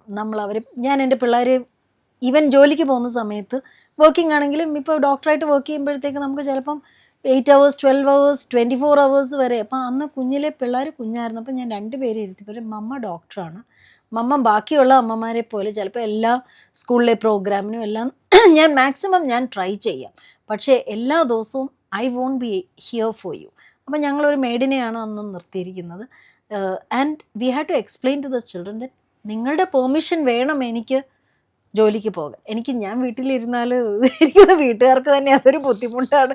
ഞാൻ കുറച്ചുകൂടെ വർക്ക് ചെയ്യാനും അങ്ങനെയൊക്കെ ആയിരുന്നു താല്പര്യം. പക്ഷേ പിള്ളേർ കുഞ്ഞായിരുന്നപ്പോൾ തന്നെ ഞാൻ അവരോട് പറഞ്ഞ് മനസ്സിലാക്കുമായിരുന്നു, മമ്മയുടെ ജോലി ഇങ്ങനെയാണ്, and you have to understand that. And all business requires നമ്മുടെ എഫേർട്ട്. ഒരു കുഞ്ഞിനെ വളർത്തുന്ന പോലെ തന്നെയാണ്. ഏത് സമയത്തും നമുക്ക് ഇത് ബാക്ക് ഓഫ് ദ മൈൻഡിൽ ഒരിക്കലും നമുക്ക് ഇതിൽ നിന്ന് വിട്ടു മാറാൻ പറ്റില്ല. ജോലിയാണെങ്കിൽ നമുക്കൊരു റെസിഗ്നേഷൻ എങ്കിലും എഴുതി നമുക്ക് വീട്ടിൽ ഇരിക്കാം. പക്ഷേ ഒരു ബിസിനസ് തുടങ്ങുകയാണെങ്കിൽ കമ്മിറ്റ്മെൻറ്റ് ഇല്ലാതെ തുടങ്ങരുത്. നമ്മൾ ലേഡി ആണേലും മാൻ ആണേലും ജെൻഡർ ഇറസ്പെക്റ്റീവായിട്ടൊരു കമ്മിറ്റ്മെൻറ്റ് വേണം. ഞാൻ ഈ ബിസിനസ്സിനോടും ഞാൻ എൻ്റെ കസ്റ്റമേഴ്സിനോടും ഞാൻ എൻ്റെ എംപ്ലോയീസിനോടും എന്നോടും ഞാൻ കമ്മിറ്റഡ് ആണെന്നുള്ള ഒരു ആത്മവിശ്വാസം, ഒരു ദൃഢനിശ്ചയമായിരിക്കണം. That commitment that I can't leave this. ഞാനിപ്പോൾ ഏറ്റെടുത്തിരിക്കുന്നത് വേറെ ആൾക്കാരുടെ മറ്റുള്ളവരുടെ പേരൻസിന്റെ കെയർ ആണ്. അവരുടെ അസറ്റ് ആണ്. അത് പേരൻസ് അസറ്റ് ആണ്. ഇത് ഒരു അച്ഛന് 2-3 മക്കളുണ്ടാവും, പക്ഷെ ഒരു മകൾക്കോ മകനോ ഒരു അമ്മയല്ലോ ഒരു അച്ഛനല്ലേ ഉള്ളൂ. So that is A huge commitment. And ഏതൊരു ലേഡി ഇപ്പം ടു ആൻസർ യുവർ ക്വസ്റ്റ്യൻ, എനിക്ക് തോന്നുന്നു ഒന്ന് ക്ലാരിറ്റി, നമുക്ക് എന്ത് വേണം ആൻഡ് നമ്മുടെ സറൗണ്ടിങ്സ് എന്ത് പെർമിറ്റ് ചെയ്യും, ഇത് രണ്ടും നമ്മൾ ക്ലിയർ ആണെങ്കിൽ നമുക്ക് പിന്നെ നമ്മൾ വേറൊരാളോട്ട് കമ്പയർ ചെയ്യേണ്ട കാര്യമില്ല. എനിക്കിത് മതി. ഇപ്പോൾ എനിക്കൊരു ചെറിയ 1 man ബിസിനസ്, ഒരു സിംഗിൾ ബിസിനസ് ഓണറായിട്ട് ചെറിയ രീതിയിൽ എനിക്ക് ടൈമാണ് എനിക്ക് പ്രയോറിറ്റി. ഇപ്പോൾ പല ലേഡീസിനെ ഞാൻ മീറ്റ് ചെയ്യാറുണ്ട്. അപ്പോൾ അവർ പറയുന്നത്, ഞാൻ ഓരോന്ന് കാര്യം കാണുമ്പോൾ ഞാൻ പറയും, നിങ്ങൾക്ക് എന്തുകൊണ്ട് ഇതൊരു സ്റ്റോർ ആക്കിക്കൂടെ? അല്ലെ, എനിക്കത് വേണ്ട. എനിക്ക് 3 മണിയാകുമ്പോൾ എൻ്റെ പിള്ളേർ സ്കൂളിൽ നിന്ന് വരും, 3 മണി വരെ വാട്സാപ്പിൽ കൂടെ എനിക്ക് ബിസിനസ് ചെയ്താൽ മതി, എനിക്ക് ഇത്രയും വരുമാനം എനിക്ക് മതി. അതാണ് എനിക്ക് ടൈമാണ് ഇമ്പോർട്ടൻറ്റ്. എനിക്ക് മക്കളുടെ കൂടെ ടൈം സ്പെൻഡ് ചെയ്യാൻ വേണ്ടിയിട്ടാണ് ഞാൻ ജോലി വിട്ടിടിച്ച് ഞാൻ ഈ ബിസിനസ് ചെയ്യുന്നത്. സോ അതുപോലെ നമുക്കൊരു ക്ലാരിറ്റി വേണം. നമുക്ക് എന്തിനാണ് നമ്മൾ ബിസിനസ് ചെയ്യുന്നത്, ഇത് എന്തുമാത്രം നമുക്ക് വളർത്തണം, എന്താണ് നമുക്ക് പ്രയോറിറ്റി, ഗ്രോത്ത് ആണോ, ടൈമാണോ, റിലേഷൻഷിപ്സ് ആണോ, എന്താണ് നമുക്ക്, വി ഹാവ് ടു പ്രയോറിറ്റൈസ്. ആണുങ്ങളെ സംബന്ധിച്ചതൊന്നുമില്ല, അവർക്ക് ദേ വോണ്ട് ഓൺലി ഗ്രോ. അവരുടെ ആ ഒരു they are driven by that growth. അവരിപ്പം വീട്ടിലെ കമ്മിറ്റ്മെൻറ്റ് അത് ഭാര്യ നോക്കണം എന്നുള്ള. അല്ല, അത് ഞാൻ എപ്പോഴും പറയാറുണ്ട്. എപ്പോഴും ഈ ജെൻസിനെ സംബന്ധിച്ച് അവരവരുടെ വീട്ടിൽ ജനിക്കുന്നു, ആ റൂമിൽ തന്നെ കിടക്കുന്നു, അവിടെ തന്നെ അവരിപ്പോൾ, ഞാൻ എൻ്റെ ഏതൊരു വീഡിയോയിൽ ഞാൻ പറഞ്ഞിട്ടുണ്ട്, ഇവർ വേറെ എങ്ങോട്ടേക്ക് മാറുന്നില്ല. നമ്മുടെ വീട്ടിൽ വന്നിട്ടൊരു ദിവസം ഒരു രാത്രി നിൽക്കാൻ പറഞ്ഞു കഴിഞ്ഞാൽ അവർക്ക് ബെഡ് കംഫർട്ടബിൾ അല്ല, അവർക്ക് വാഷ്റൂം കംഫർട്ടബിൾ അല്ല, അവർക്ക് ഫുഡ് കംഫർട്ടബിൾ അല്ല. പറ്റുമെങ്കിൽ അവർ പോവുകയും ചെയ്യും, നമ്മളെ കൂടെ കൊണ്ടുപോവുകയും ചെയ്യും. പക്ഷെ നമ്മൾ അങ്ങനെയല്ല. ഒരു രാത്രി കൊണ്ട് നമുക്ക് നമ്മുടെ ഹസ്ബൻഡിന്റെ വീട് കംഫർട്ടബിൾ ആകും, അവിടുത്തെ ബെഡ് കംഫർട്ടബിൾ ആകും, വാഷ്റൂം നമ്മുടെ ആകും, എല്ലാം നമ്മൾ നമ്മുടെ ആക്കും. പക്ഷെ ആ ഒരു കഴിവ് നമുക്ക് എല്ലാ രീതിയിലും യൂസ് ചെയ്യാൻ പറ്റും. So to take the family along is a challenge, because many times family compromised ആകും. പലരും സക്സസ്ഫുൾ ആകുമ്പോഴത്തേക്ക് ചിലപ്പം ഡൈവോഴ്സിലോട്ടും അങ്ങനെയൊക്കെ പോകാറുണ്ട്. ദാറ്റ് ഈസ് ഓൾസോ ബിക്കോസ് നമുക്ക് ആ ഒരു ഗ്രോത്ത് നമ്മളെ ഫാമിലി എൻജോയ് ചെയ്തിട്ട് കൈയടിക്കാൻ നമ്മുടെ ഫാമിലി വേണ്ടേ. സോ നമ്മുടെ ഗ്രോത്തിൽ സന്തോഷിക്കാനും നമ്മുടെ ഫാമിലി നമ്മുടെ കൂടെ ഉണ്ടെങ്കിലേ നമുക്ക് ആ ഒരു ഗ്രോത്ത് പോസിബിൾ ആയിട്ടുള്ളൂ. So I respect all the women who have grown businesses. അവരുടെ ഫാമിലീസ് പലരും സാക്രിഫൈസ് ചെയ്തിട്ടുണ്ട് അവരുടെ ആ ഗ്രോത്തിന് വേണ്ടിയിട്ട്. ചിലർ സപ്പോർട്ട് ചെയ്യാത്തവരുണ്ട്, എന്നാലും അവർ വളർത്തിയവരുണ്ട്. അത് ഭയങ്കര ഡിഫിക്കൽട്ടാണ് ഒറ്റയ്ക്ക് അത് വളർത്തുക എന്ന് പറയുന്നത്. Actually it requires A lot of mental capacity വേണം അതിൽ. നമ്മളന്ന് 2016 സ്റ്റാർട്ട് ചെയ്തു. പിന്നെ പയ്യെ ആയിരുന്നു വളർച്ച. അന്ന് ഡോക്ടറാണ്, ഒരു ഡോക്ടറായിട്ട് എല്ലാ റോളും ചെയ്ത് കൂടെയുള്ളത്. പിന്നെ നമുക്ക് 1-2 സ്റ്റാഫാണുള്ളത്. ഇന്ന് ഡോക്ടറുടെ അണ്ടറിൽ എത്ര എംപ്ലോയീസ് വർക്ക് ചെയ്യുന്നുണ്ട്? 100+ ഉണ്ട്. 100-ലധികം എംപ്ലോയീസ് ഇത്രയും പേരൻസിന് വേണ്ടിയിട്ട് തയ്യാറായി നിൽക്കുന്നുണ്ട്. അതെ അതെ അതെ അങ്ങനെ തന്നെ പറയണം. അതെ, we have A training system, internal training system തന്നെയുണ്ട്. അപ്പോൾ അവർ വന്നാൽ പലരും ക്വാളിഫിക്കേഷൻ ഉണ്ടെങ്കിലും ഈ ഒരു ഫീൽഡ് പ്രാക്ടിക്കലി അറിയത്തുണ്ടാവില്ല. ഇല്ല, ഇതൊരു പുതിയ ബ്രാഞ്ചാണ്, ഇത് ഹോസ്പിറ്റൽ പോലെ അല്ല. അപ്പോൾ ഒത്തിരി കാര്യങ്ങൾ നമ്മൾ തന്നെ ഇൻറ്റേർണലി ഉണ്ടാക്കിയ സിസ്റ്റംസാണ്, നമ്മൾ തന്നെ ഉണ്ടാക്കിയ പ്രോട്ടോകോൾസാണ്. നമ്മൾ പലയിടത്തുനിന്നും കണ്ടതും നമ്മുടെ ഒരു കമ്മ്യൂണിറ്റിക്ക് അഡാപ്റ്റ് ചെയ്ത കുറേ കാര്യങ്ങളുണ്ട്. അപ്പം വന്ന ഉടനെ നമ്മൾ ഇത്രയും വലിയൊരു ടീമിന് മാനേജ് ചെയ്യാനായിട്ട് സൂപ്പർവൈസേഴ്സ് ഉണ്ട്, ട്രെയിനിങ് മൊഡ്യൂൾസ് ഉണ്ട്. അവർ ഈ ഒരു ഫീൽഡിലോട്ട് അഡാപ്റ്റ് ചെയ്യാൻ ടൈമും എടുക്കും. അഡാപ്റ്റ് ചെയ്തില്ലെങ്കിൽ we will have to let them go. അല്ലാതെ വേറെ ഓപ്ഷനും ഇല്ല. But team is growing and നമ്മൾ 500 പേര് നോക്കാനുള്ള ഒരു സിറ്റുവേഷനിലോട്ട് വരുമ്പോഴത്തേക്ക് അതനുസരിച്ച് നമ്മൾ ടീമിനെ വലുതാക്കും. അപ്പോൾ ഞാൻ ചോദിക്കട്ടെ, ഈ പേഷ്യൻസ് വരുന്നു, ഇവർ കുറേ മരുന്ന് കഴിക്കുന്നു, ഫുഡ് കഴിക്കുന്നു, അവിടെ വെറുതെ ഇരിക്കുന്നു, ബെഡിൽ കിടക്കുന്നു, ഇതിനപ്പുറത്തേക്ക് അവർക്ക് എന്താ നമുക്ക് അവിടെ കൊടുക്കാൻ പറ്റുന്നത്? നമുക്ക് ആക്ച്വലി സോഷ്യൽ വർക്ക് ഒരു ഡിപ്പാർട്ട്മെൻറ്റ് തന്നെയുണ്ട്. അപ്പോൾ ഇവർക്ക് ആക്ടിവിറ്റീസ് ഡെയിലി പ്ലാൻ ചെയ്യും. ആക്ടിവിറ്റീസ് പറ്റുന്നവർക്ക് യൂഷ്വലി ഈ ഹാൻഡ് ഐ കോർഡിനേഷനൊക്കെ ഇമ്പ്രൂവ് ചെയ്യാനുള്ള പെയിൻറ്റിങ്, ഡ്രോയിങ്, കളറിങ്, പാട്ടുപാടൽ, കൈകൊട്ടൽ, ചെറിയ എക്സസൈസസ്, താഴെ വാക്കിനൊക്കെ കൊണ്ടുപോകും. അപ്പോൾ അങ്ങനെയുള്ള ആക്ടിവിറ്റീസ് ഓരോരുത്തർക്കും പ്ലാൻഡ് ആണ്. നമുക്കൊരു കെയർ പ്ലാൻ എന്ന് പറയും. അപ്പോൾ അതിന്റെ ബേസിസ് അവരുടെ ഹെൽത്ത് നോക്കിയിട്ട്, അവരുടെ ഹെൽത്തും അവർക്ക് പറ്റുന്നു. അവര് ഭയങ്കര ഹാപ്പി ആയിരിക്കും, കാരണം അവരുടെ ഏജ് ഗ്രൂപ്പിലുള്ള കുറച്ച് പേരുടെ കൂടെ അതെ അതെ അതെ അവർക്ക് അറ്റ്ലീസ്റ്റ് മിണ്ടിയും പറയാനും ഇരിക്കാനും ഒരാളുണ്ട്. പിന്നെ അവരുടെ ആർട്ട് വർക്ക്സ് ഒക്കെ നമ്മൾ അവിടെ ഡിസ്പ്ലേ ചെയ്യുന്നുണ്ട്. പലരും പെയിന്റിങ്ങിനും ഇതിനൊക്കെ ആക്ച്വലി വളരെ നന്നായിട്ട് വരയ്ക്കുന്നവരും പാട്ട് പാടുന്നവരും ഒക്കെ ഉണ്ട്. സോ അതൊക്കെ അവർക്കൊരു പിന്നെ എല്ലാ സെലിബ്രേഷൻസും നമ്മൾ അവരുടെ എന്തെങ്കിലുമൊക്കെ പ്രോഗ്രാമൊക്കെ വെക്കും. അപ്പൊ അവർക്ക് അവരുടെ ഉള്ളിൽ ഉറങ്ങിക്കിടന്ന കുറെ ടാലൻസ് ഈ 70-ആം വയസ്സിലും 80-ആം വയസ്സിലൊക്കെ പുറത്ത് കാണിക്കാൻ പറ്റും. സ്പീച്ച് ഒക്കെ പറയാൻ ഭയങ്കര ഉത്സാഹമാണ് ചിലർക്ക്. മൈക്ക് കൊടുത്താൽ പിന്നെ നമുക്ക് തിരിച്ചു വാങ്ങിക്കാൻ പറ്റില്ല. ഓക്കെ. പിന്നെ അവരും അങ്ങോട്ടും ഇങ്ങോട്ടും ഒരു ഗിവ് ആൻഡ് ടേക്ക് പോളിസി ഉണ്ടാകും. അതെ അതെ. നമ്മൾ കുട്ടികളെ മറ്റേ ഡേ കെയറിൽ കൊണ്ട് ആക്കുമ്പോൾ അവർ കുറെ കാര്യങ്ങൾ പഠിക്കണം എന്ന് പറയുന്നത് പോലെ ഇവര് കുറെ കാര്യങ്ങൾ അതുകൊണ്ടോ അതുകൊണ്ട് പിണങ്ങിയൊക്കെ പോയി പിണങ്ങിയിരിക്കും. But it is good. I think അവര് ആക്ച്വലി വീട്ടിൽ ഒറ്റയ്ക്ക് ഇരിക്കുന്നതിലും ബെറ്റർ ആണ് പലർക്കും. ഇൻഫാക്ട് ചിലർ ഈ ഷോർട്ട് സ്റ്റേക്ക് വരുന്നവർ ചിലർ വീട്ടിൽ പോകാൻ മടിക്കും. അവരല്ല ഇല്ല ഞാൻ പോകുന്നില്ല, ഞാൻ ഇവിടെ തന്നെ ഇരിക്കാന്നല്ലേ. ഓക്കെ, അടിപൊളി. അപ്പം ഡോക്ടറെ വളരെയധികം സന്തോഷമുണ്ട്. കാരണം ഞാൻ ഇൻട്രൊഡക്ഷനിൽ പറഞ്ഞതുപോലെ ഇത് ഒരുപാട് പേര് കണ്ണ് തുറപ്പിക്കുന്ന ഒരു എപ്പിസോഡാണ്. ഈ കണ്ണ് തുറക്കുക എന്ന് പറഞ്ഞാൽ രണ്ട് രീതിയിലാണ്. ഒന്ന്, ഒരു ഡോക്ടർ ഒരു ഓൺട്രപ്രണർ ആയ ഒരു സ്റ്റോറി, അതാണ് നമ്മൾ ഞങ്ങളുടെ സ്പാർക്കിൻ്റെ പ്രേക്ഷകർക്ക് വേണ്ടതെങ്കിലും ഇത് ഒരു എന്താ പറയുന്നത് വേറെ രീതിയിൽ നമ്മുടെ പേരൻസിനെ നോക്കുക, അല്ലെങ്കിൽ അവർക്ക് നമ്മളൊരു നല്ലൊരു ലൈഫ് എൻഡ് ആകുമ്പോൾ കൊടുക്കുക എന്ന് പറയുന്നത് അത് വീട്ടിലിൻ്റെ ഉള്ളിലിട്ടൊരു നേഴ്സിനെ നിർത്തി നോക്കുന്നതല്ല എന്ന് തിരിച്ചറിയുക എന്ന് പറഞ്ഞ വലിയൊരു കാര്യമാണ്. സോ ഡോക്ടർ ചെയ്യുന്നത് വലിയൊരു സർവീസാണ്. ഒരുപാട് പേരിലേക്ക് അത് എത്തണം എന്നുള്ളത് സമൂഹത്തിൻ്റെ ആവശ്യമായി മാറിയിരിക്കുകയാണ്. അപ്പോൾ ഡോക്ടർ എത്രയും പെട്ടെന്ന് ഈ കൊച്ചിയിൽ നിന്ന് പെട്ടെന്ന് പോട്ടെ, പെട്ടെന്ന് കാലിക്കറ്റും കോട്ടയത്തും തൃശ്ശൂരും കോഴിക്കോടൊക്കെ വളരട്ടെ എന്ന് ആഗ്രഹിക്കുകയാണ്. ഒത്തിരി ടൈം എടുക്കാതെ, കാരണം ഒത്തിരി ടൈം എടുക്കുമ്പോൾ ഒരുപാട് പേരുടെ ഓപ്പർച്യൂണിറ്റിയാണ് നഷ്ടപ്പെടുന്നത്. അപ്പോൾ ഒത്തിരി ടൈം എടുക്കാതെ ഡോക്ടർ വളരട്ടെ എന്ന് ആഗ്രഹിക്കുകയാണ്. അതിനി മുന്നോട്ട് ഒരുപാട് യാത്ര ചെയ്യാനുണ്ട്. ആ യാത്രയിൽ ഞങ്ങളും ഇനി മുതലൊപ്പം ഉണ്ടാകും. നമുക്ക് ഒരുമിച്ച് മുന്നോട്ട് പോകാം.